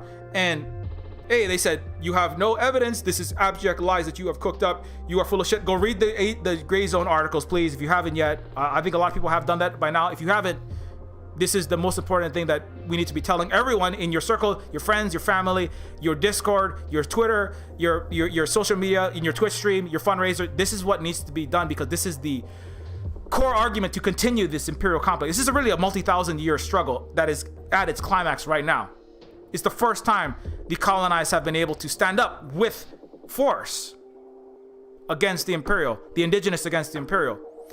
And the response was from the Chinese was, and they pointed for the first time.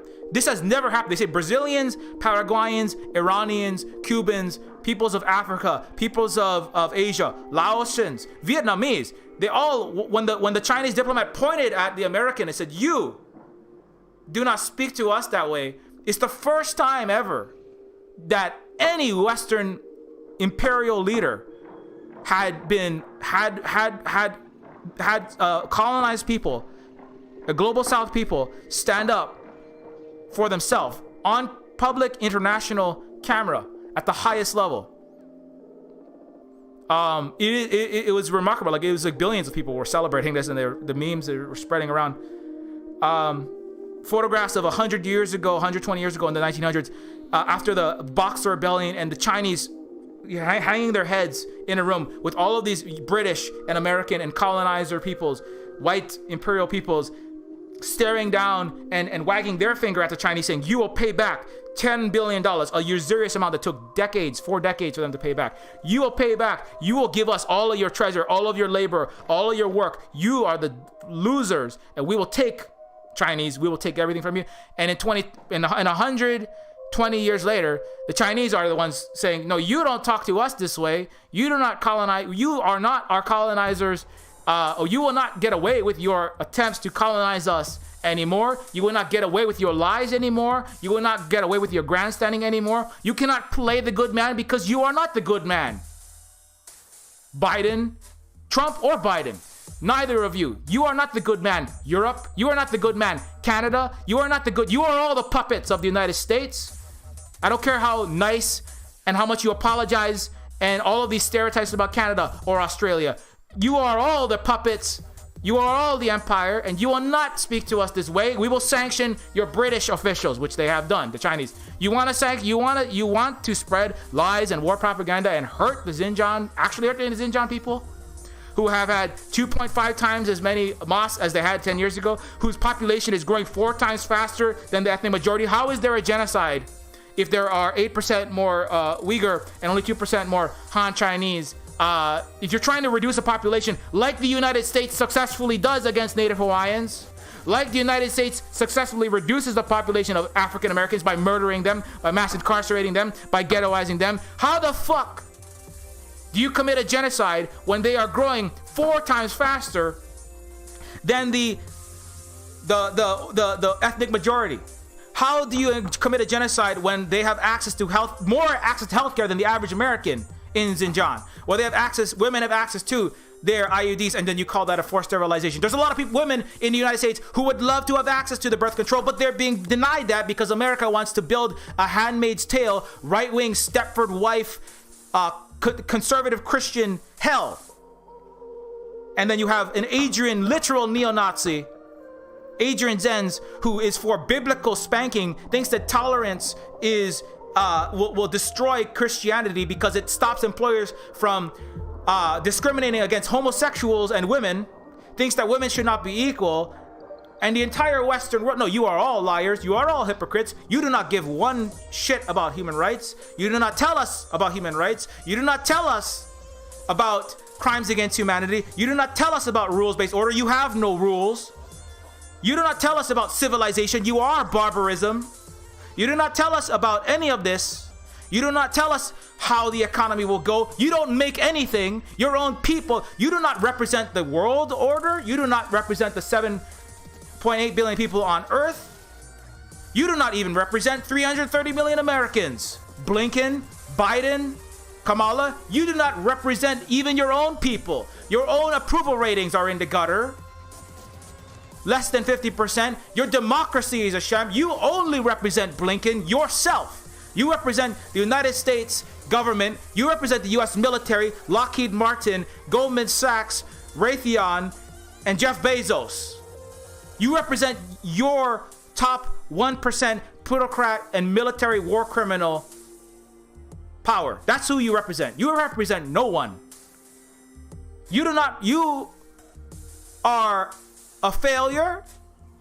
Your entire Western civilization is a failure on COVID, on inequality, on racism, on preventing war, on death, on global poverty elimination. You take China out, everything you've done is in the negative 100 millions. You'll have to add, we have done 2/3 of all of the poverty alleviation. You have done negative poverty alleviation.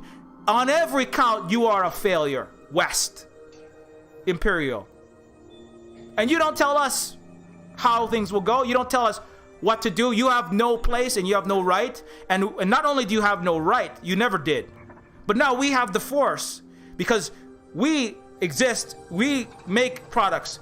We make vaccines. And we work with Bolivia to give them 51% with an offer to give them mutual respect, mutual economic beneficence from their natural resources. As an indigenous Bolivian people under the movement towards socialism, MAS party, formerly led by Evo Morales against the US coup, and then successfully undid your coup, not our coup, your coup. You offered, Elon Musk, your American offered a coup, death, destruction, the murder of indigenous people, backing a fascist regime with the support of the military, with the support of the Atlantic Council, with the support of Facebook, with the support of the UK, enabling the diplomats and all of the conniving to come through, with the support of the AOS, with the support of your Lima group, your AOS, your powers, your German extractive 97% starvation wage mining of Bolivians' lithium for Germans. And it's fake. We are so good, but we still colonize. Germans suck them bullshit. We were the ones who gave them a free $1 billion satellite. Not because we wanted to do satellite diplomacy, not because we wanted to do lithium diplomacy. That's what you call it. When we offered these things, we gave these things for free because that's what you do when you aren't an imperial, mutual, dominating, extractive, colonizing country or people. And you can keep telling the rest of the world that we are the same as you. You can keep telling the rest of the world that we are doing vaccine diplomacy, that we are doing depth traps, that we are the same imperialist people as you. You can tell the rest of the world that we are the same as you. But the rest of the world, and a lot of the world that doesn't speak English, there's still a lot of the world that Luna Oi does not speak English as Luna Oi's native language. You can tell the Vietnamese this, you can tell the Cubans this, you can tell peoples of South and Central America this, you can tell the Africans this, you can tell the indigenous this, you can tell Silver Spook this, you can tell that this new order is is the same as the United States. But they don't believe you. They're not going to work with you.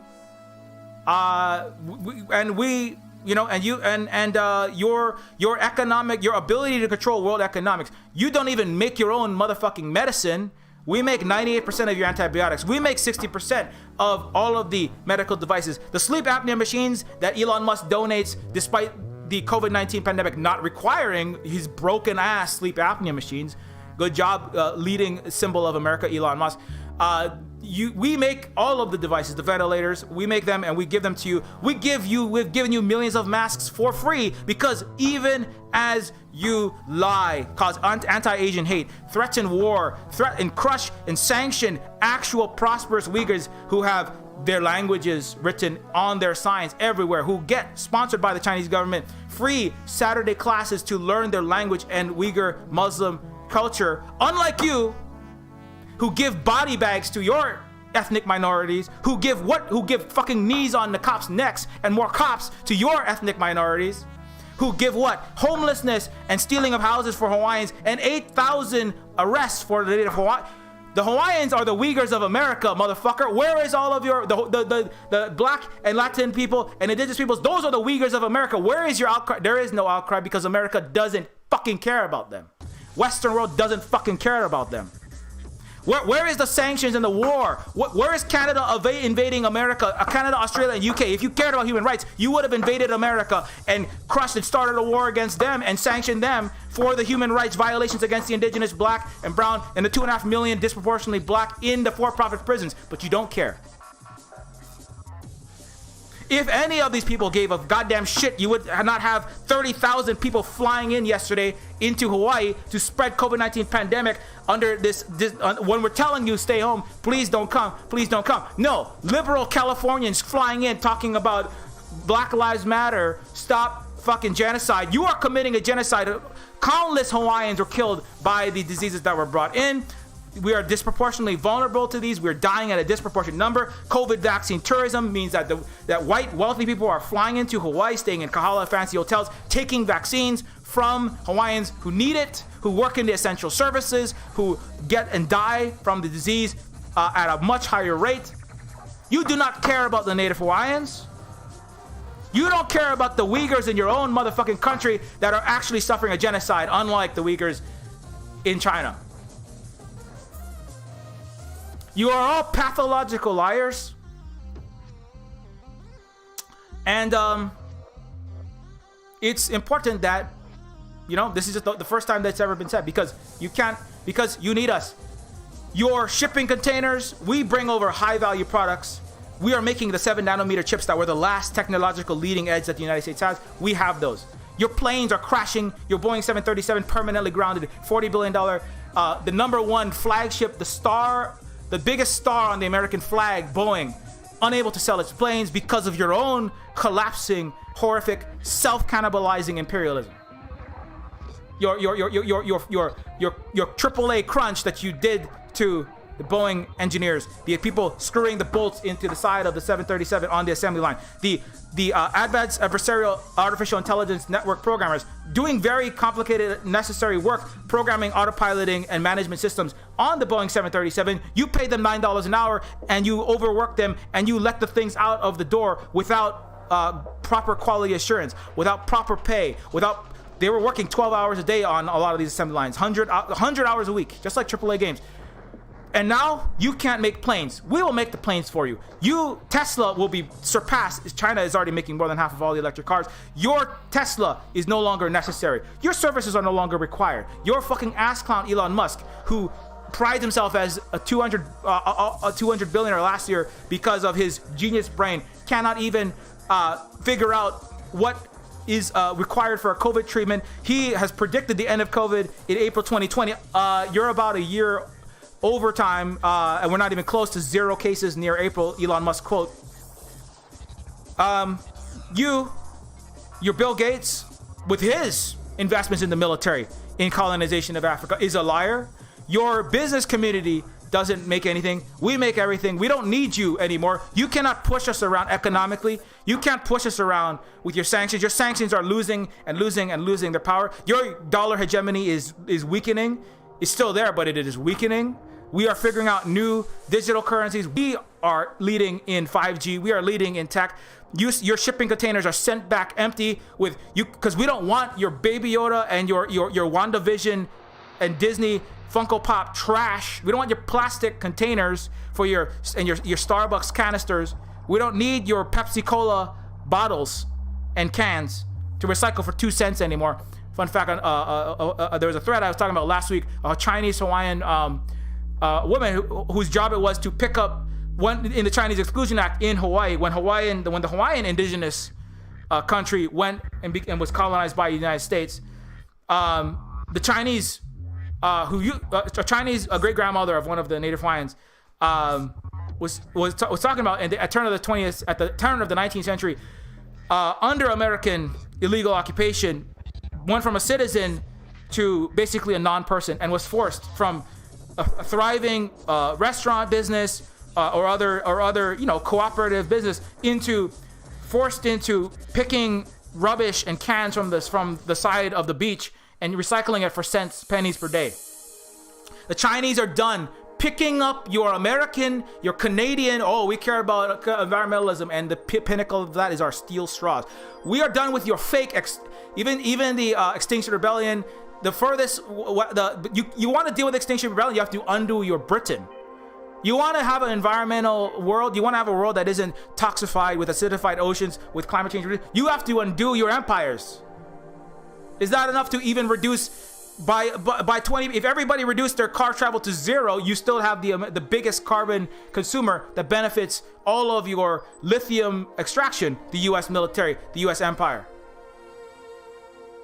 If you care about the climate, you have to be against imperialism, which even the liberals, even the greeners in the West are not.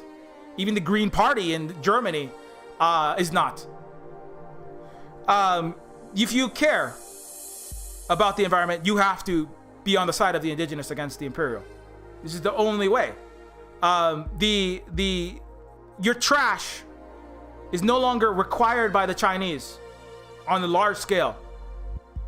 We're not going to take all of your garbage and give you lots of money recycling billions of your cans, as opposed to one woman picking up cans on the beach in Waikiki or the beach in Hawaii, picking it up from the alleys in a now American colonized, racist against Hawaiian and Chinese. I had a whole stream specifically about that. We're done picking up your trash and recycling it for scraps. We have our own products now. We have our own green technology now. We are making the electric cars that you pretended to make, Elon Musk, with less than 1% of all of the vehicle business, and having a valuation superseding that of Toyota, GM, Chrysler, Ford, and Lexus, and every other major car company combined. You are liars like Elon Musk. You're clowns. We will do the green empowerment for you. We are giving electric buses. We have in Shenzhen, we have electric buses, electric dump trucks, you name it. We have a $2,000, $1,500 affordable electric car in cities. We will roll it out for real, because we can do that at scale because we aren't imperial. We don't have the largest military force that consumes the most fossil fuel on the face of planet Earth and are the reason for the continued consumption. The United States and all of its allies, military industrial complexes. You cannot deal with this, and even climate experts know you cannot deal with climate change without dealing with that. So you want to deal with the US military consumption, you need to support the anti-imperial powers and the preeminent leader, not the only, Vietnam, Cuba, indigenous people around the world, the Hawaiians, the Sioux, the Lakota, all the indigenous people of so-called Canada, so-called United States, which is all stolen. Indigenous people in Paraguay. These are indigenous people in Africa, and indigenous nations like Cuba, or they're living in mutual respect. Sometimes they call that socialism and communism, but they're living in mutual respect with each other, resisting imperialism as opposed to doing imperialism. Cuba is giving America doctors. Cuba is supporting when America is running out of doctors and everyone dying from COVID-19. They gifted the doctors. What was America doing? Continuing to sanction and embargo Cuba. even in the face of the attacks. Still, the Chinese gave millions of masks, quietly asking for no fanfare, quietly gifted tens of millions of masks, 3-layer masks that were needed, even though Americans didn't want to wear them with their anti-masker rallies, even while they are killing themselves, spreading the putrid, rotten pandemic in their lungs, their rotten water through their veins of their country, in their water and sewage systems, spreading the cancer of its hyper-capitalist hell through its gifting of $6 trillion to the richest banks, corporations, and billionaires in 2020, the greatest wealth transfer in a single month in the history of the world, which is just a further cancerification of its entire economy. Even in the face of this self-destruction, the Chinese are basically trying to save America, gifting them masks, gifting them their medicine, gifting them all these things. They like literally, there are sister cities. Fuzhou is the sister city of Honolulu. You can go look up what your sister city is. They gifted millions and millions and millions of these masks for free because Americans needed them. The essential workers in the doctors and nurses in their clinics and hospitals needed the masks, and they gave them for free because that's what you do. Even as America, as Trump was talking about Wuhan flu, Kung flu, sanctioning their businesses, stealing the goddamn CTO of Huawei illegally, that's a war crime in and of itself. With the puppet empire satellite of Canada, even as they were sanctioning, saying all the most racist lies, racist things, fomenting anti-Asian racism with the fastest growing hate crimes against Asians exponentially over the last decade, and 2,000 to 4,000 in the last year. Even in the face of all of that, they gifted all of this free medical equipment. Didn't shut, like I said often, like you really want to hurt America, you just stop all trade with America. There wouldn't be an America anymore. It would be 50 million dead people from the lack of all dying from mono, strep throat, and all the COVID. They have no alternative method for all of this manufacturing. They that's the thing. They already have the balls of the United States in their fucking hand. They've been nice about it, but now it's like we're not gonna be so nice about it anymore, because now not only is this not just hurting you, you are like coming in and you're really seriously hurting Xinjiang with these sanctions. The sanctions on the back of your lies, and so I think that's a big impetus. Because if China is gonna let the Uyghur people actually be harmed by sanctions, the United States has sanctioned their cotton coming from Uyghur, anything that has Uyghur labor. So their cotton, their anything that comes out of their factories, industrial products, their electronic devices, but a lot of it is cotton. But they make a lot of things. They have a tourist industry. 150 million people went to Xinjiang and enjoyed their language, their culture, their dances, their food, which they still have because China isn't an imperial shithole that crush. Again, it isn't a monolithic Christendom, whitendom, English-speakingdom, forcing everywhere to be McDonald's and a Chase Bank and a yoga place across from a Chase Bank and a yoga place and a McDonald's and a Starbucks in California and a Starbucks and a Chase Bank and a yoga place in Florida and a Starbucks and a Chase Bank and a yoga place in New York and a Starbucks and a Chase Bank and a yoga place and a McDonald's with a Pikes Peak fish in it, maybe. That's just your local flavor. Pikes and the fishermen can barely make a living and they're all dying from COVID and holding their cancer in fucking Pikes Peak, Pikes Place. America has no culture because America is a monocultural cultural cancer. Its culture is stealing other people's cultures and making them really terrible and bland. Like fucking gelatin, jello with like octopus filleted hot dogs covered and slathered in mayo with no spice. It's like, it makes you throw up just thinking about it.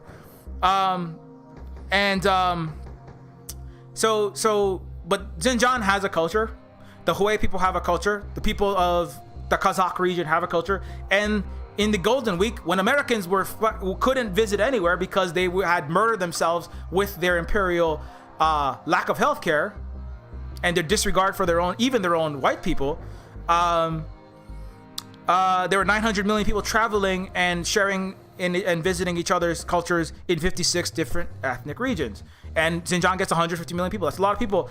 And unlike Hawaii, the Uyghur people actually benefit from their tourist sales, as opposed to Waikiki, where Ritz-Carlton, where you literally give 90 to 95% of all of your wages, that all of your spending on that Mai Tai, on that hula lesson, on that surfing lesson, on the Polynesian Cultural Center, on that tacky bastardization of actual Hawaiian dances that Hawaiians are doing for $7 starvation wage, and you gotta smile and try not to cry as you do a fake sellout version of your actual sacred culture for rich, white, racist, sexual, misogynist people coming in and literally sexually assaulting you in the hotel after the hula when you're serving their food, right?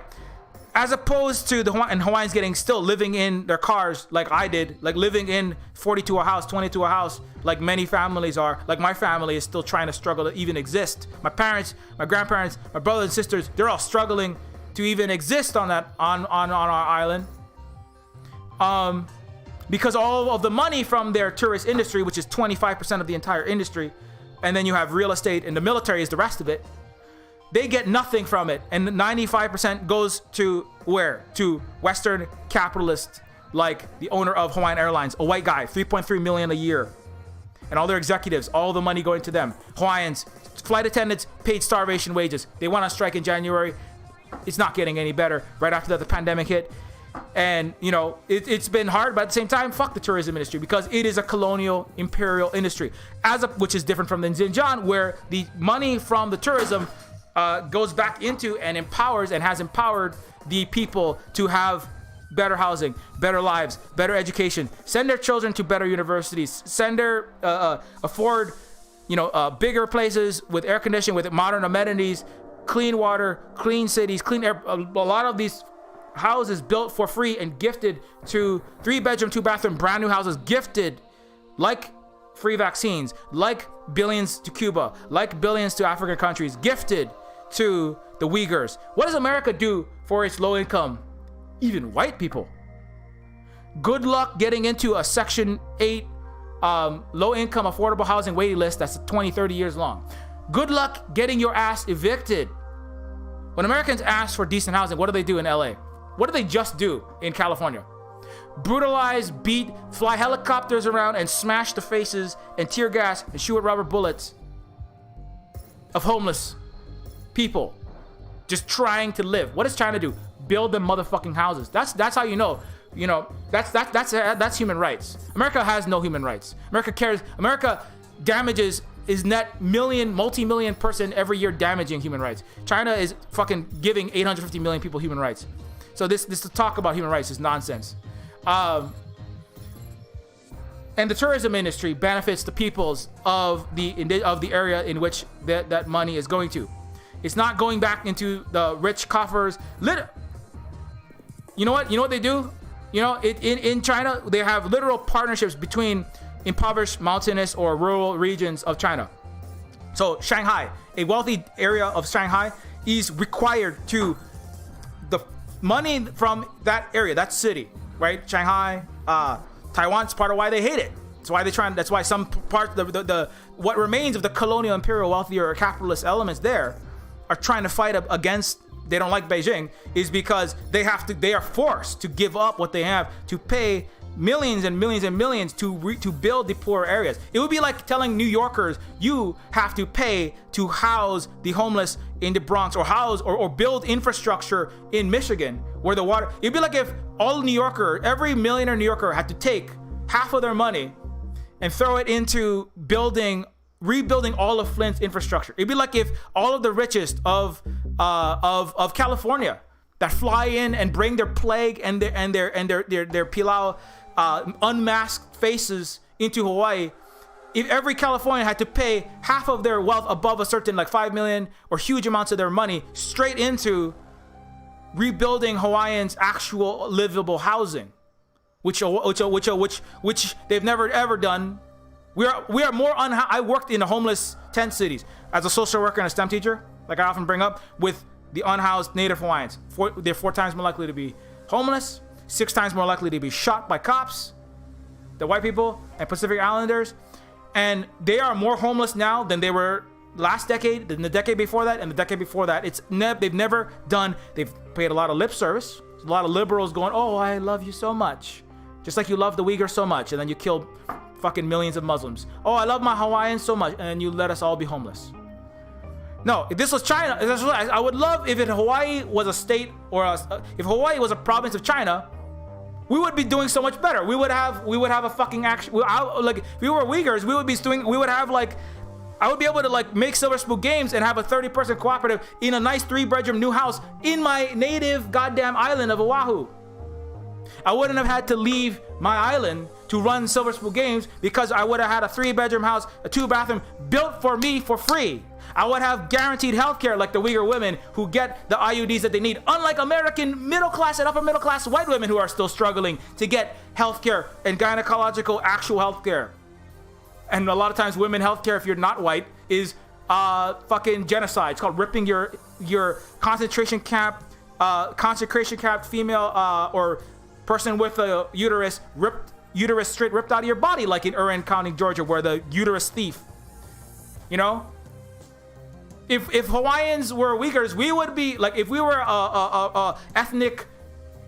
if we were an ethnic minority of China, I wouldn't have to work in a goddamn homeless tent city as a social worker. You know why? Because the social work would have been worked. It would have been actually done. Unlike what I was doing there, which was doing some harm reduction, and then I could liberate 30 kids out of maybe their situation, and then the next year 3,000 would be dumped into the homeless tent city. It's all token shit. You know, it's harm reduction, but it would never be enough. But if Hawaii was a state of China, we would not have all of these homeless Hawaiians. We would not have our people poisoned by your 180 million gallons. Well, we wouldn't have a giant fucking military dropping bombs all over the world, because China hasn't been involved in any of wars since for 40 years, and it's laughable. It's 1,000 times less over its history ultimately. And Imperial wars, no.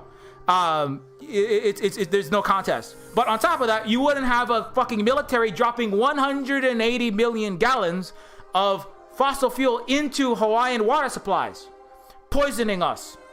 No, if Hawaii was if Hawaiians were Uyghurs of China, they would have rebuilt all of our water pipes fucking 20 years ago.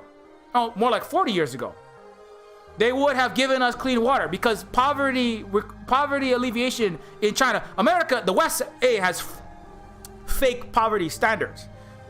$1 a day to $1.50, and to show that poverty is alleviated, all they do is lower the dollar standard.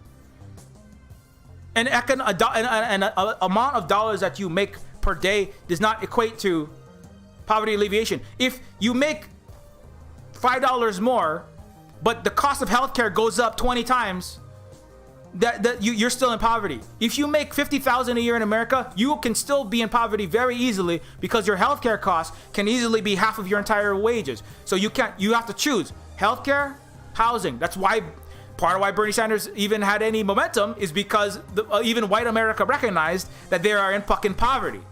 Having doctors, full-time doctors, husbands and wives, murdering themselves with their leukemia, with their colon cancer, with their treatable cancers, with their treatable conditions, with their treatable heart conditions, refusing to go in for a quadruple, with their treatable car crash victims, refusing to go to a hospital, crying because if they take an ambulance, they will lose their car. If they lose their car, they lose their job, and if they lose their job, they could lose their house. Americans, half of America lives in human rights violation by that estimate. But in China, access to healthcare, access to safe, dignified housing, access to clean water, and access to decent food are all part of what counts as poverty alleviation. Also, the people of a district vote. The people collectively, 2,000 people in a village, they decide whether poverty has been eliminated, not the plutocratic, in the United States, not the government. In the United States, that's the plutocratic, corrupt, just horrific liars. They don't decide. The WTO doesn't decide. The Department of Labor, the Department of Education, the Department of Health, the Department of Economics, the NYU economist does not decide whether poverty has been eliminated in this town or that town in Flint. It hasn't. They don't decide whether poverty is reduced low enough in Hawaii or California. It hasn't. No. It's the people of the region in China that decide whether the poverty has been eliminated. This is laughable. America is a fucking impoverished nation. Definitely all it's black and brown people, and a lot of it's white people, and all of it's Britain as well. A lot of Europe is much more impoverished than they want to admit. Definitely the non-white people, the Muslims in Germany, not doing too good. The Muslims in France, not doing too good. These all have human rights crises. These are all ongoing. Every country of Europe is a human rights violator by that standard. They're over incarceration. You're 10 to 20 times more likely to go to prison if you're a Muslim in Europe. You're 10 to 20 times more likely, or many times more likely to be in poverty. If you are Muslim or if you're non-Western European in Europe, no, you're all human rights violators. If America was honest, America would have invaded and bombed. America would have dropped 1 million bombs on Europe. It would have sanctioned Europe, not just when they calling out human rights, but I mean for their actual human rights violations against Muslims in Europe, against the refugees in Europe. But America doesn't see fit to defend human rights. In Canada, all of you calling out for human rights in fucking Xinjiang, you all would have invaded each other. You all would have sanctioned each other. You all would have been calling for crushing of each other because you're all fucking human rights violators.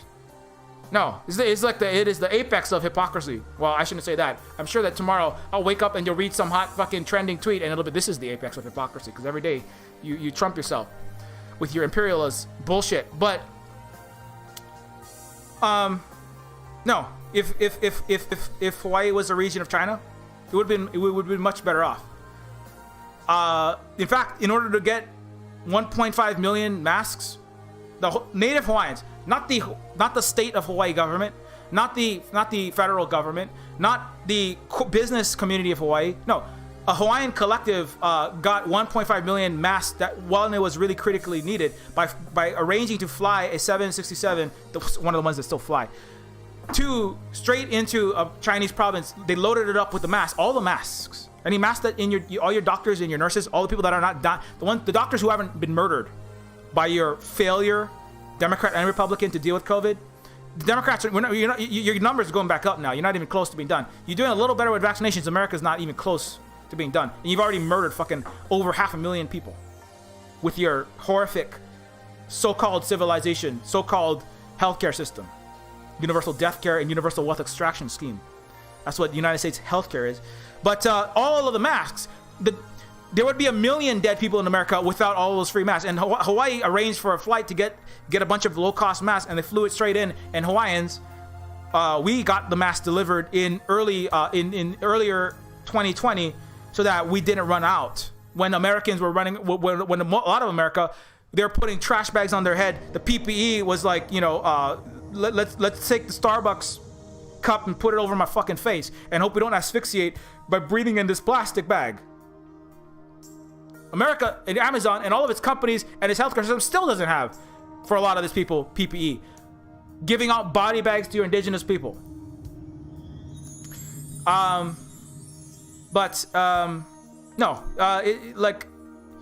We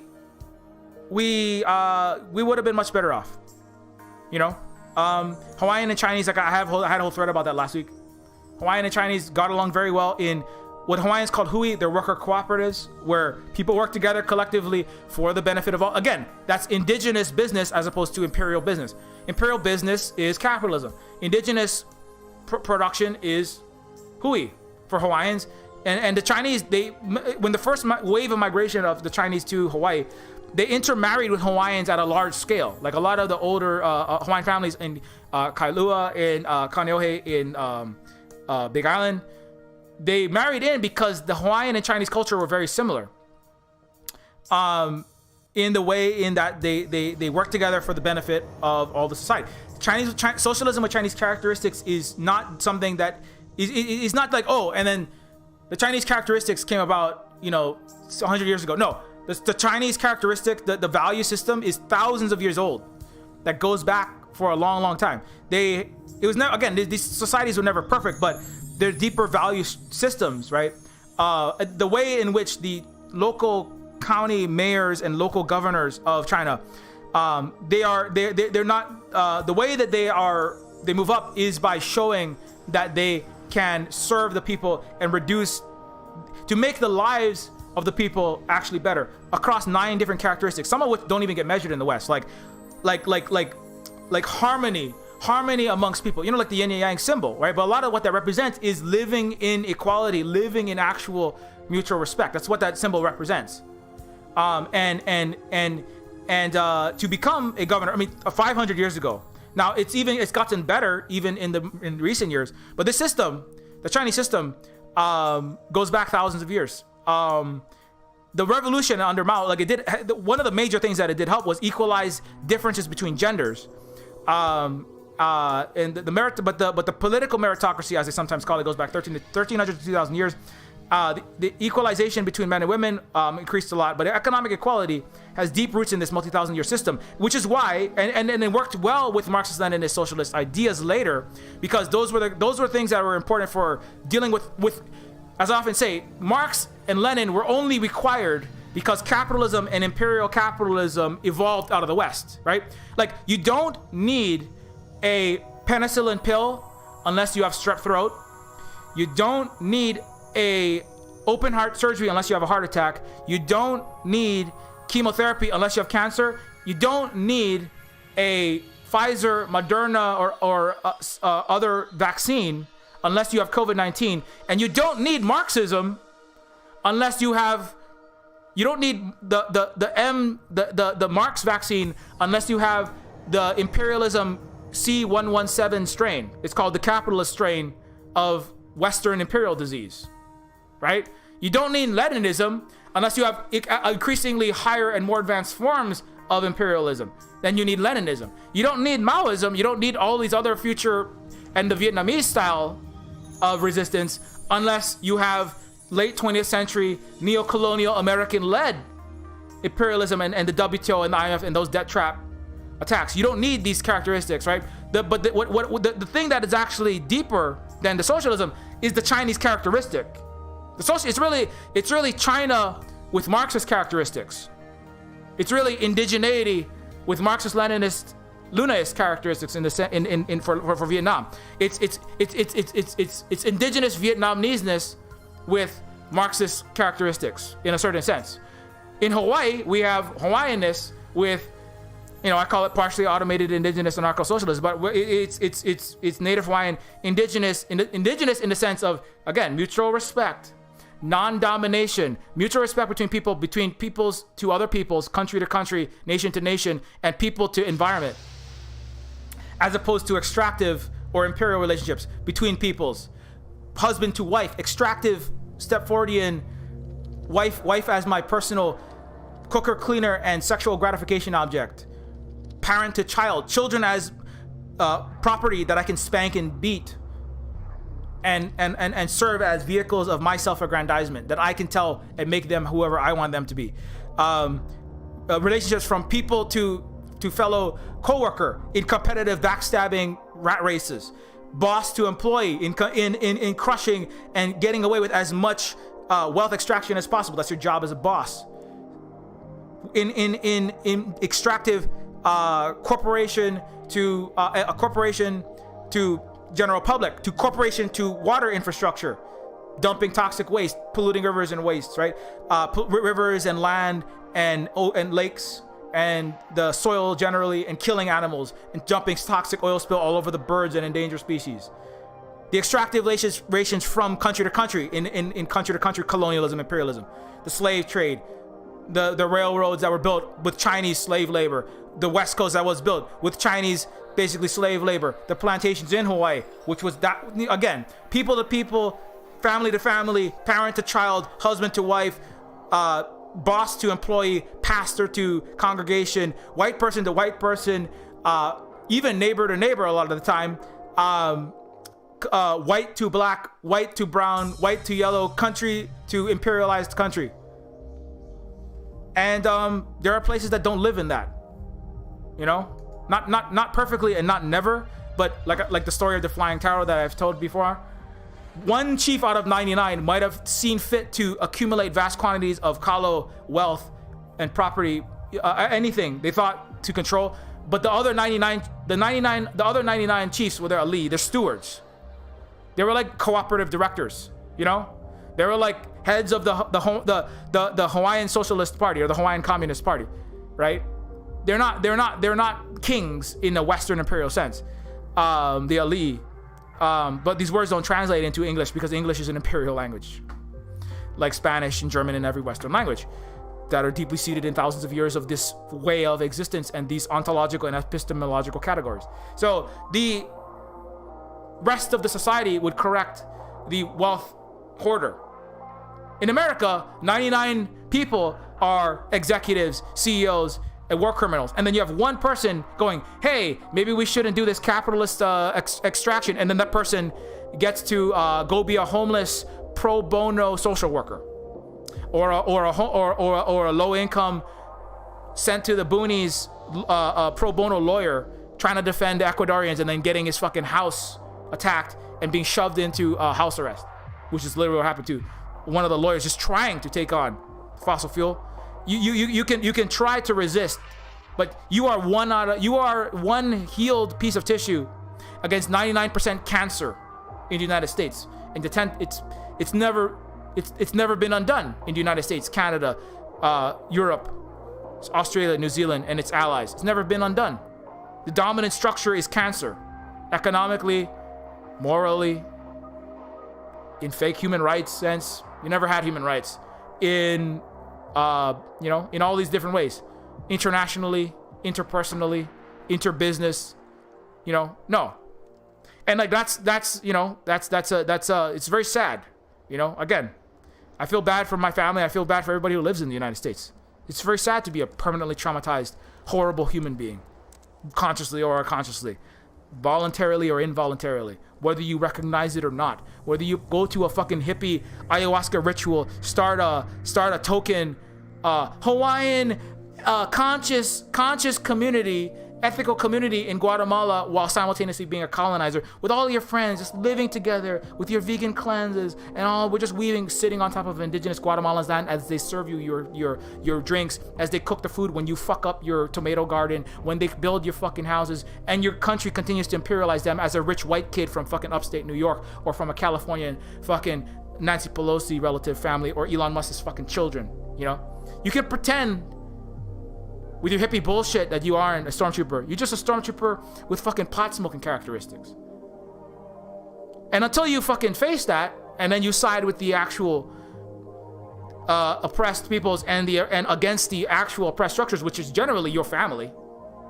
If you're coming to Hawaii and you're going to live your conscious community village, spreading COVID because you're not masking, in your naked drum circle, gathering in groups of 200, which they're doing right now as we speak on Maui, on Oahu, on Kauai, practicing your healthy community with the fucking fake books written by your charlatans in the New York Times about we're gonna live consciously and ethically, mindful existence. And if you just submerge your body in negative 300 degree water and just do as the Buddha did and co-opt random bits of Hinduism. Let's take the chakras from Indians. Let's take the spirit animals from some Native Americans. Let's take Hawaiians, luau, and like do a completely fucked up fake version of that while our mommy and daddy imperialize and bomb the rest of the world and extract wealth and force these Hawaiians into servitude in Waikiki. But I'm gonna come to my little commune in Maui and I'm gonna be different. No, you're running away. This is like a stormtrooper starting a little farm in the middle of the Death Star going, we're living the change. We're going to change the empire by starting a token fucking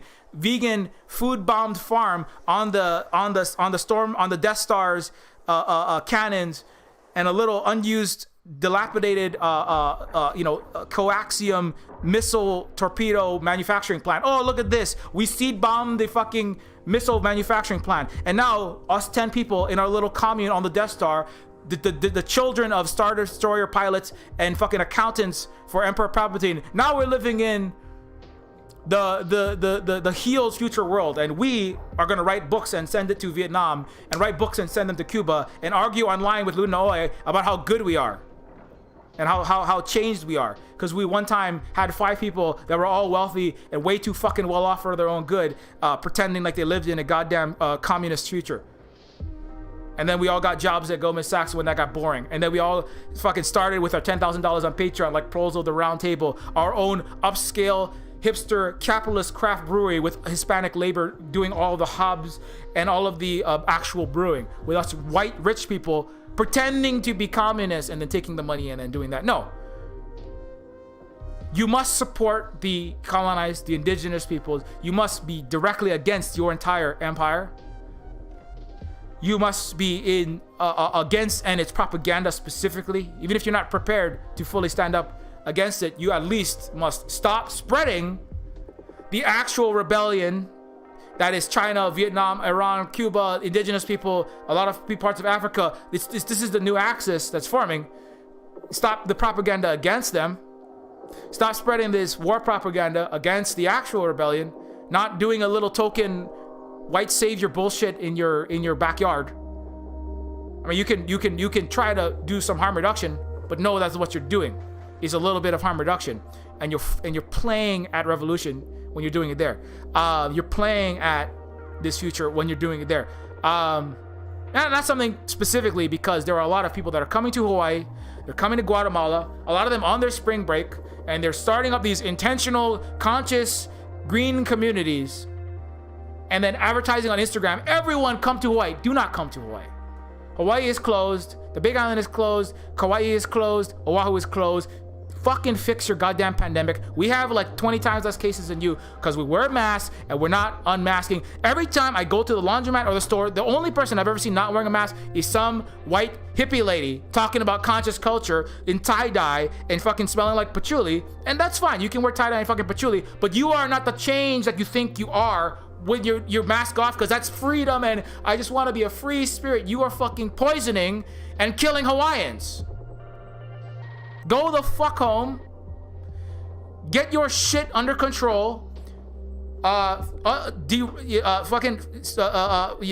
against your own family's racism and your own family's. Take your family's fortune, white hippie trustafarian, from New Jersey law firm, from your family's New York banking business, from your fucking private equity firm, from your family's military oligarchy money, from your oil money, from your fucking Walton family executive brother and your Silicon Valley planetary fascism propagating Facebook programmer cousin. Take all your family's acquired money from ongoing colonialism, fascism, and global hell and throw that money into backing actual colonized people's struggles. That's what you can do. Get the fuck out of here. We don't need you here. Even my own family is showing up here on vacation from Indiana, spreading their plague to my immunocompromised and elderly parents who, don't really have they don't see it. They're still too mentally colonized, and they're still like a lot of people that are people of color, unable to look the colonizer in the eye and say no, like the Chinese did to Blinken. No, you will not tell us what to do. We will not be the NPCs in your Grand Theft Auto Cyberpunk 2077 video game to slaughter for fun and profit anymore. We are not there's somebody who's doing a stream on Daniel Dumbro's channel. You should check out Daniel Dumbro. New moves. Read the Gray Zone. Read the articles by Adrian Zenz, please, if you haven't yet. Daniel Dumbro had somebody. His name was his last name was Ting. I can't remember the name, but his alias on Twitter is Asian NPC, because that's what they are, right? And they are the cannon fodder, right? The protagonist of the Cyberpunk 2077 with less cyber characteristics, that was the shooting in Atlanta, the white man who shot and killed 8 mostly Asian women sex workers, or women, not all of them are sex workers necessarily. That white man who did that, he was the protagonist of the American video game, and the women were the NPCs. And what's happening now is finally, a loud and clear voice is resisting internationally and inside of the United States with the Stop Asian Hate. Finally,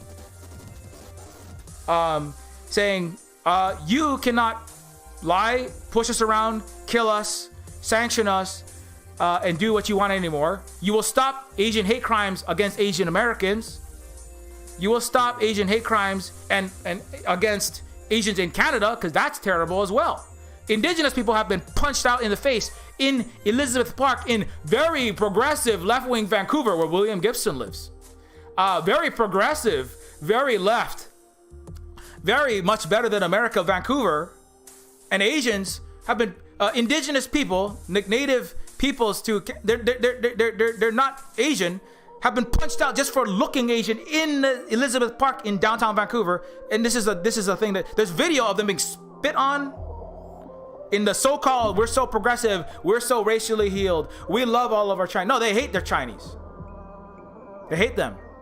They call it Vancouver as an insult to the Chinese there. They call it, the Chinatown is their ghetto, where all of the people that cook and clean and do all their work for them for cheap, because Asian cooking is cheap. No, Asian cooking is as complex as any French cooking. But the French are white and they're Western, and so you can charge $200 for that. And all the Asians are cheap personal servants. And finally, the Asian Americans are saying, no, this is unacceptable.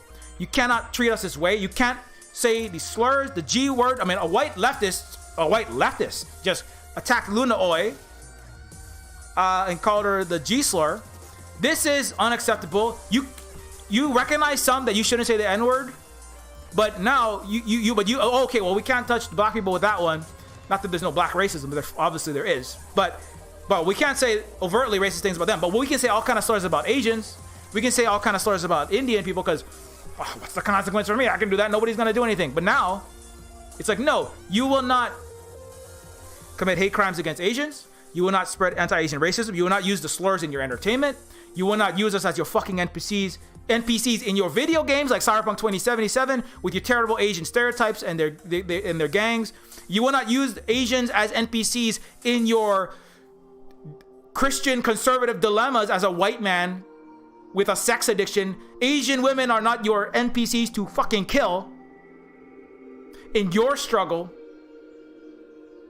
This is what I hate about a lot of video games. It's like, nobody thinks about the people that are being killed. It's like, oh, you know, this is why Neofeud, I didn't want to make Neofeud as a action game, an FPS, because it's normalized in the West that when it takes place in a gritty, real future, somebody has to be killed, because these are games about going around killing shit. Murder Hobo for RPGs, and basically Grand Theft Auto Massacre and Mass Rape Fests for edgy young dudes and Western chauvinists to go pretend to be looting criminals. And Cyberpunk 2077 is an extension of that into cyberpunk fantasy land.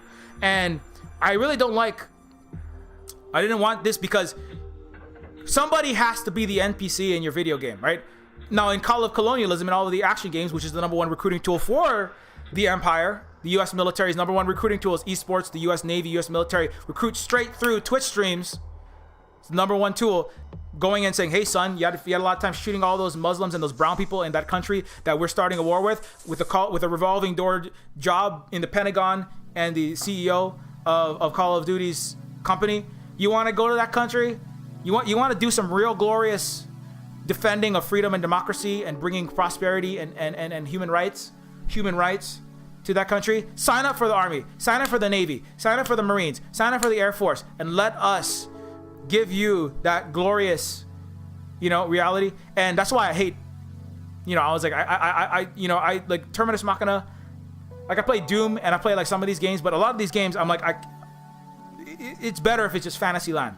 Jumping on mushrooms and turtles and shooting demons on Mars, because I mean, no demons will be harmed ultimately in the real world from shooting demons on fucking Mars and zombies. But when you're shooting Muslims in Fallujah, in that new Fallujah game that's apparently coming out, that sanitizes America's war crimes in Iraq, one of the biggest in Fallujah, it's killing of every Muslim male over the young man, basically just going and shooting them all, or imprisoning them and torturing them. It's white phosphorus. That is a literal, like one of the worst war crimes in terms of chemical weapons. It melts the skin off of indiscriminately women, children, everyone. It's the whole war, which is a war of aggression and a war for profit, a war for imperialism, the entire thing. And they're gonna turn that is a war crime. That game is a war crime. That game is supporting imperialism. That game is death. You are a stormtrooper with animation, 3D programming, virtual reality, and voice acting characteristics.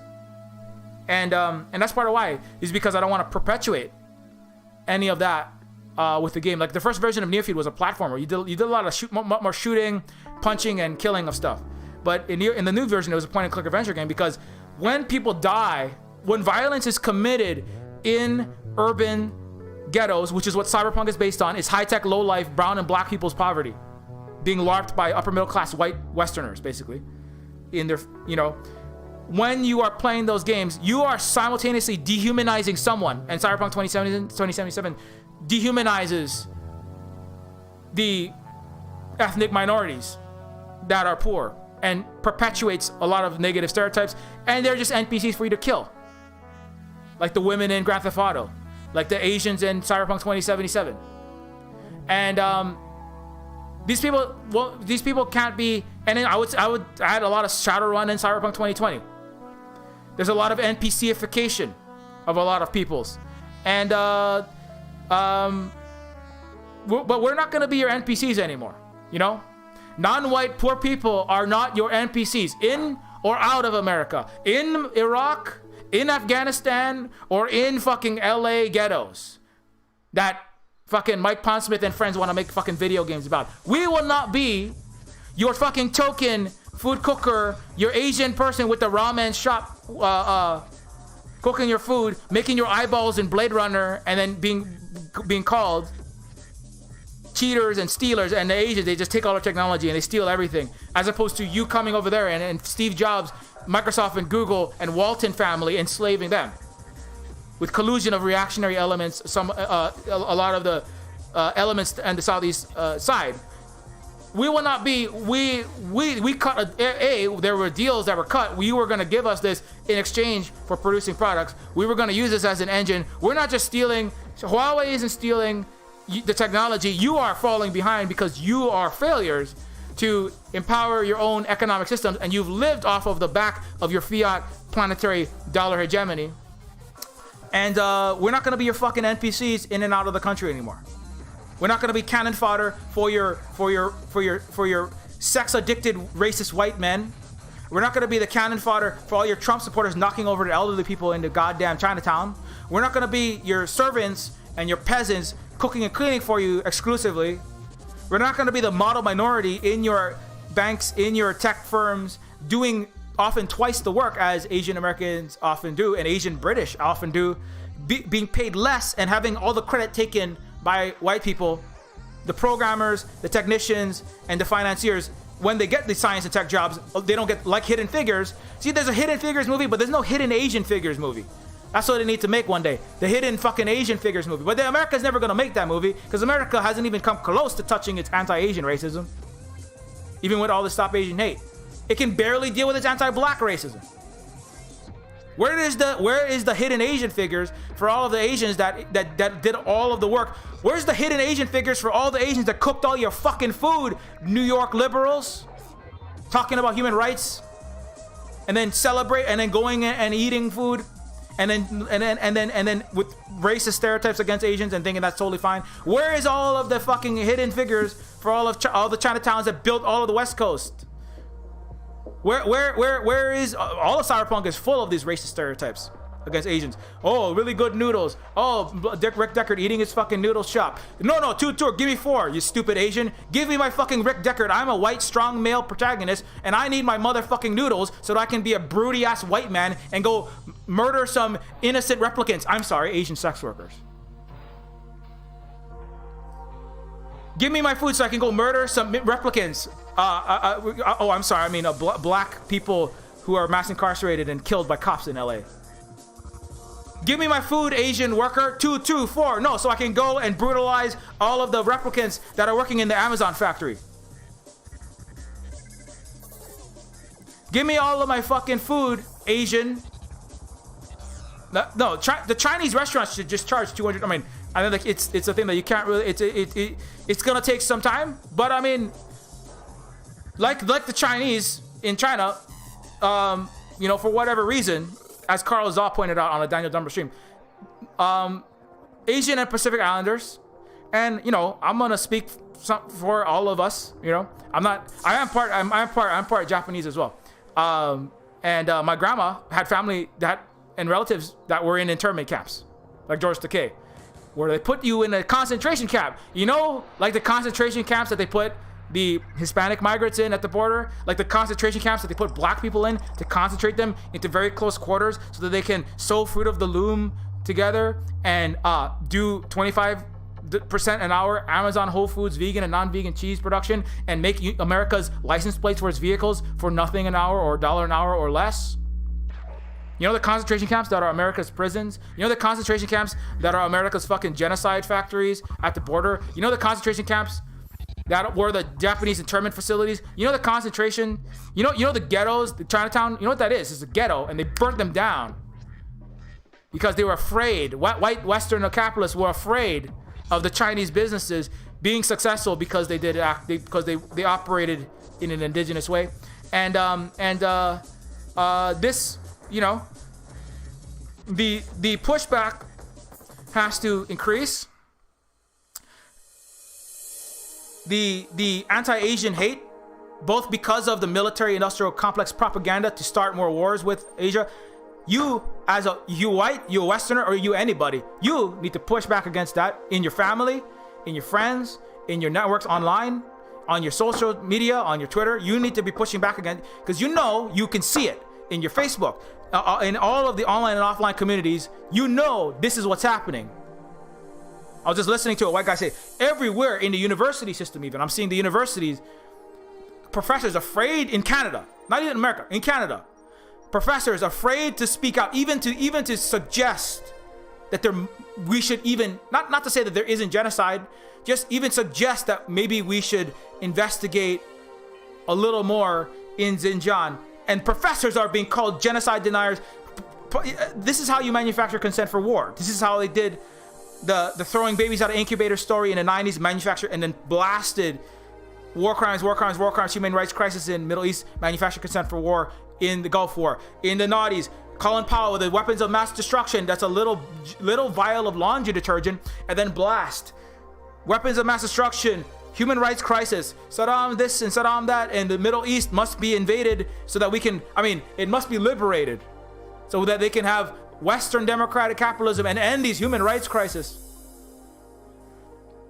That is happening to Asia, so you have a responsibility to combat the anti-Asian, anti-China propaganda, the Xinjiang fake news Uyghur genocide story. You have a responsibility to counter, as a white person, especially in your own circles, the anti-Asian propaganda generally, which is all bleeding into each other, from the Wuhan flu, the Kung flu, China stealing our technology, China committing all of these other crimes, China debt trap, China COVID vaccine diplomacy, all this shit. You have a responsibility to do that, or all the dead Asians in America.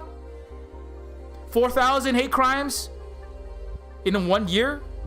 It went from 2,000 to 4,000 in like months.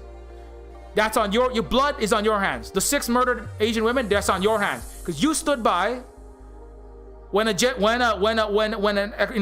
explosion of hate and racism was happening, and you did nothing.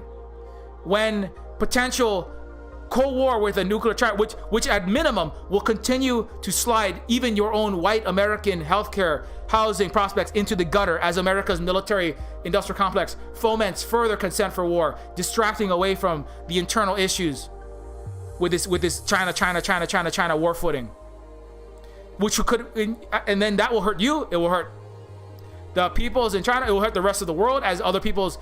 Because the militarization takes resources away from poverty alleviation, from actual health, from fighting on climate change, because you have head-to-head struggles with these superpowers,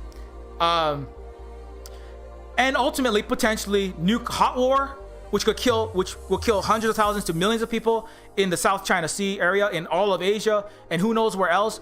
which could easily spiral into nuclear war, which means the end of life. So you could help be responsible for millions of deaths and the end of civilization if you do not act now, especially as an English-speaking Westerner in your communities, in school, in work, in your leftist circles, which the left has anti-China racism and lies everywhere too, in all these circles, in anywhere, in your family, in your friend networks. I just went and told my father, who's not necessarily on the same page on all this stuff, but I said, no, this is all lies and this is bullshit. And all your liberal friends who are crying about human rights crises are liars. All your Western liberal, Dad, you are goddamn Hawaiian. You're surrounded by rich white liberals telling you how you can, and he's got a lot of this like in his head. He's deeply colonized, doesn't necessarily, he's only now kind of starting to come over finally, but it's taken me a long time. You, father, you are the Uyghur of Hawaii, and unlike the Uyghurs of China, you are actually being ghettoized. You are 70 years old and your wife cannot retire. You cannot live in your own native Hawaiian valley. Under the Catholic Church or the Protestant capitalist Christian world, because they live with the Catholic Church, but the Catholic is just the feudalism it's this imperialism with Spanish and French Catholic characteristics. It's like the most Roman of the Roman empires that still remains. The Catholic Church is the oldest remaining institution from that time, and it survived as an imperial conduit. You are the one suffering a human rights violation. You are the one suffering a genocide. Father, mother, your daughter, its son, who can barely afford to live, whose water is toxic, whose roads are falling apart. The road is falling off of the goddamn side of a cliff. They're driving through huge potholes, trees, the alien invasive trees brought over by alien invasive colonizers are destroying your road. You have nowhere and way to take care of your family. If this was Hawaiian culture, we would have been able to take care of you. We can't take care of you there, Father. If we Hawaiians were an ethnic minority of China, we would not be having these problems. But so please tell all of your white Western university professors, tell all of you who are cowards, tell all of your white Western liberal friends who watch too much MSNBC and CNN, who are also liars. Tell all of your Canadian and your European and your German and your French and your New Zealand and Australian liberal fucking friends that they are full of shit and they're liars, and educate themselves on some actual journalism. But of course, the West doesn't have journalism because it's an empire of lies. But there's a handful of people that still do that, like Danny Haifong, like the Gray Zone, like Daniel Dumbro, like New Moves, like there's not that many, unfortunately, because you can't. No one will pay you. If there's 99% of the money, like it's 99. America and the Western world is 99% cancer, 1% true, 1% healed tissue. The journalism is 99% cancer. CNN, MSNBC, Fox, New York Times, by far the vast majority of the funding. BBC, Reuters, and then you have like, please support status quo's like $400 so that we can fix fucking Jordan Chariton's glasses. Please stop us from being censored off the goddamn internet. We have to work with the goddamn Russians so that I can do one journalism about the military industrial hellscape redacted tonight. I can't even fucking play my goddamn video, right? You can't do a human rights report, at the Gray Zone without having your house fucking swatted, without being called a traitor, without being crushed, without being internally sanctioned economically. You can't do anything. You can't you can't report on a human rights violation, an actual one, in the United States.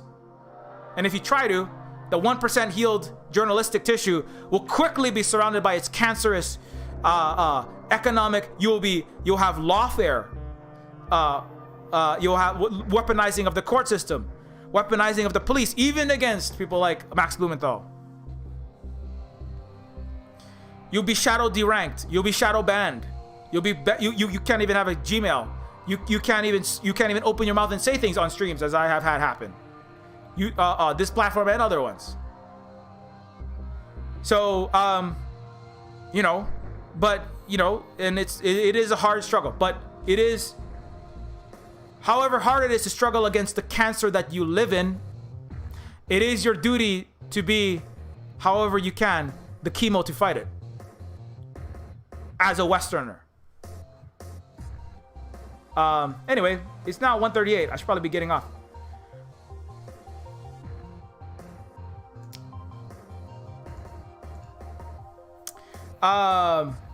Right outside of Atlantic Terminal, there's people handing out pamphlets about destroying the evil Chinese Communist Party. Yeah. And Kiru says, right outside Atlantic Terminal, there's people. Yeah, no. You have a duty, you know. You want to talk about what happened. Oh, the Holocaust was terrible, and it was terrible. You want to talk, oh, the civil rights movement, and what happened to black people, so terrible. All the racism. Oh, you want to talk, oh, the colonial era. Oh, I feel so sorry about the slave trade. Oh, the slavery in America and the whipping of the black backs and just the horrible theft. Oh, I feel so bad about the kids in the cages. You know, you feel so bad about that. Get the fuck out there and stop the Asian hate crimes. Get out there, online and offline, and defend the fastest growing racism right now, and also defend Black lives, and also support the Hispanic and other lives, and the Indigenous and colonized people. But especially, this is, I mean, I'm Native Hawaiian, but we have to stand for all of the oppressed people, and we have to stand in solidarity with those places and peoples that are not perfect, but that are resisting against actual empire, against the biggest and the highest levels of evil, actually. And so you know, that's my responsibility as a Hawaiian. I would be a fake Hawaiian if I didn't say these things. I don't know, sometimes I lose a lot of viewers when I go off on these specific topics. That's fine, because because if we don't speak out about these things, then I am going back to full stormtrooper mode. You know, if all I want is what Silver Spook's career, Silver Spook's famous, you know, I want 1 million people playing my video games, and just take all the politics out and make it, oh yeah, here's Grand Theft Auto, we skin with 80s retro future. Go shoot some Asian NPCs. Go do some cyber crimes. Do a heist against a mega bank in an 80s fictional retro version of a future that never was, and then make a lot of money selling video games, where you can have trodes come out your fucking head and have a big titty waifu bounce off the walls in thermoptic camo and shoot some rent-a-cops and some CEOs. That's full stormtrooper mode. You know, that's not Hawaiian. Hawaiian is making games that are about the actual struggles of today. Hawaiian is making games that are about the class, race, and imperial vectors of oppression today as they are. Not fun, entertaining romps. Anybody can do that. Any fucking capitalist corporation, any indie or big A or AAA game company can do that. Any Western Imperial game company can do that, exploiting its workforce in programming, art, music, and level design departments, paying them $3 an hour when you count the unpaid overtime. Anybody can do that. A lot of people do that at game companies, at movie companies. Anyways, so speaking of that, Lilith's Fane fundraising stream is happening all weekend. I will be going into the Lilith's Fane and Della stream for they are housing insecure, queer and indigenous people. At least Della is, I know, and they are in jeopardy of not being housed or kicked out of their housing, and not safely housed. And so we will be supporting their fundraiser.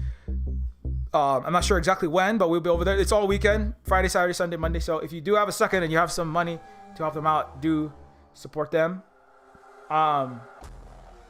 in their struggle, because again, we have to be for the liberation of all peoples, or and the support of an indigenous future. And by indigenous, I mean not huya, not some fake version of being Sioux that's in a zoo somewhere in wax Indian figure, not wearing a specific headdress with no modern technology on it. Not indigenous Hawaiian is doing grass skirt dance in a grass shack. that there's anything wrong with a grass shack, but that's not how Hawaiians are living today. We're in an indigenous Hawaiian future. It's called Big Island. Indigeneity in living in mutual respect with each other, with other people to people, peoples to peoples, people to environment, and versus Imperial, living in domination and control from people to people, from peoples to peoples, and people to environment, or extractive relationship. And so we will be supporting that struggle very shortly, but the chicken, Comrade Chicken, is crowing in agreement. Anyways, I'm gonna play the trailer real fast and then we'll be signing off. But this is a video game about everything that I'm talking about.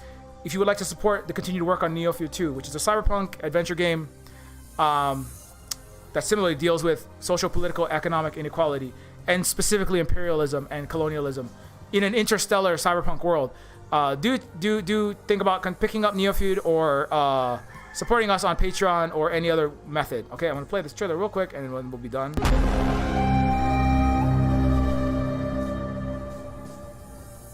The Illuminati created us. They wanted to build a god with their own hands, and instead they created us. Just because I'm made of silicone and aluminium, I must be doing something wrong. That's machine stereotyping, that is.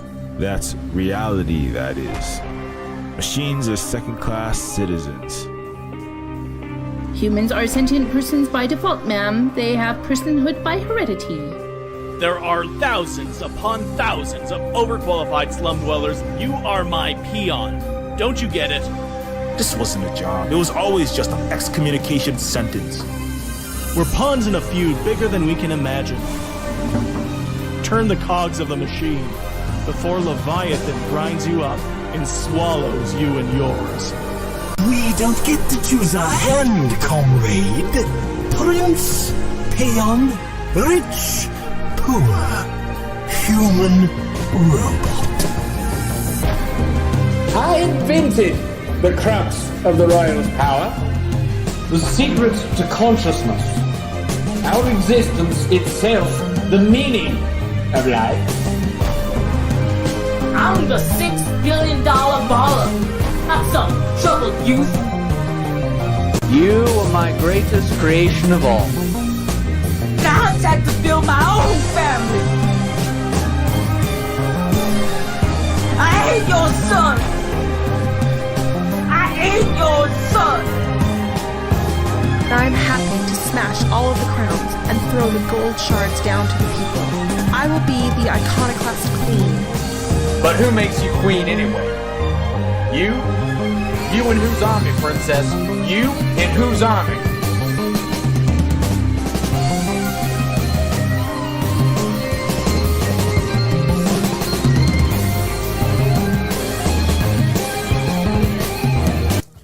Anyways, okay, so Neofeud is... Oh, my lighting is all messed up.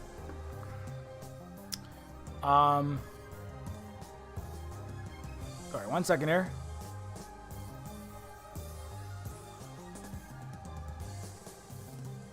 Anyway, so that game, Neofeud, is on sale. Sorry, not on sale. It is on Steam and itch.io. It is a game that you can pick up. It does support everything that we do here, as I said.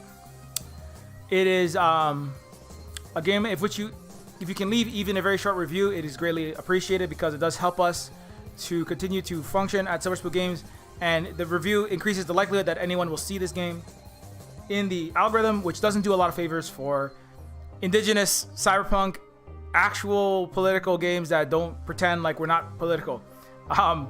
So it really does help us out if you can leave even a short review. It's also similar to Disco Elysium. Some people have called Neofeud. It's like Disco Elysium with more cyberpunk characteristics. And if you have, I already said if you have a second to leave a review. If you are a Marxist, Leninist, or a anarchist, communist, some folks are, that came from non-compete streams. Neofeud explored the depths that make up our capitalist reality, and I found the game to be a multi-dimensional representation of Marx's Das Kapital. So, if you are like one of those people that like really is into this resistance of capitalism, that's one of my favorite reviews. But also, you can get it on itch.io. If you don't like picking up games on Steam for whatever reason, you want to get it for Mac and Linux, Neofeud is also on itch.io, also on sale there. You can also get it digital rights management free, so you don't have to install any platforms on your computer if you don't want to do that. You can also support us at Patreon. At patreon.com/Neofeud, where you can give recurring monetary support, and we thank all of our Patreon. You also get access to the Silver Spook Discord, where you can talk and hang out with other Silver Spook friends, and you get inside scoops on Neofeud 2 and other games I'm currently working on. You can also follow at Silver Spook Games at octodon.social, which is a Mastodon, which is a non-capitalist, decentralized social media platform similar to Twitter, but without a billionaire and a mega corporation that's backed by Wall Street and the Pentagon supporting it. So it's just less shitty Twitter, basically. The reach is not that big though. So we also have Twitter. So at Silver Spook Games at Octodon. At Silver Spook Games is my game-related Twitter account where I tweet about the stuff I'm working on, Neofeud 2 mostly, and if Neofeud goes on sale. And then there is also Silver Spook Guy, which is my personal account where I tweet about anything. And it is at Silver Spook Guy. Yeah. You can also find Terminus Cyberstar, which is another. I'm working on 2 different games. So Terminus Cyberstar is a low poly cyberpunk immersive sim in the vein of late 90s PC games like Deus Ex 1 and System Shock 2, or Vampire the Masquerade or Deus Ex 2.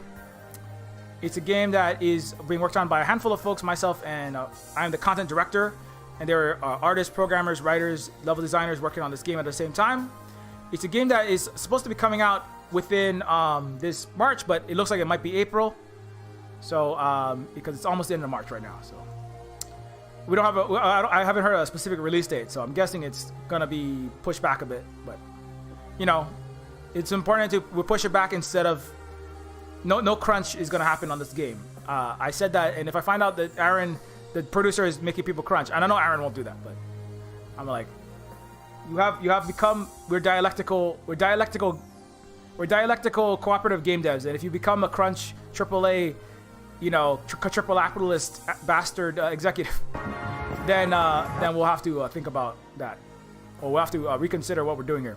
But anyways, this is some screenshots from Terminus Cyberstar, some of the older ones. Anyways, so yeah, follow that. You can also join the Discord for Terminus Cyberstar if you want to do that. Finally, let's thank all of these Patreons here.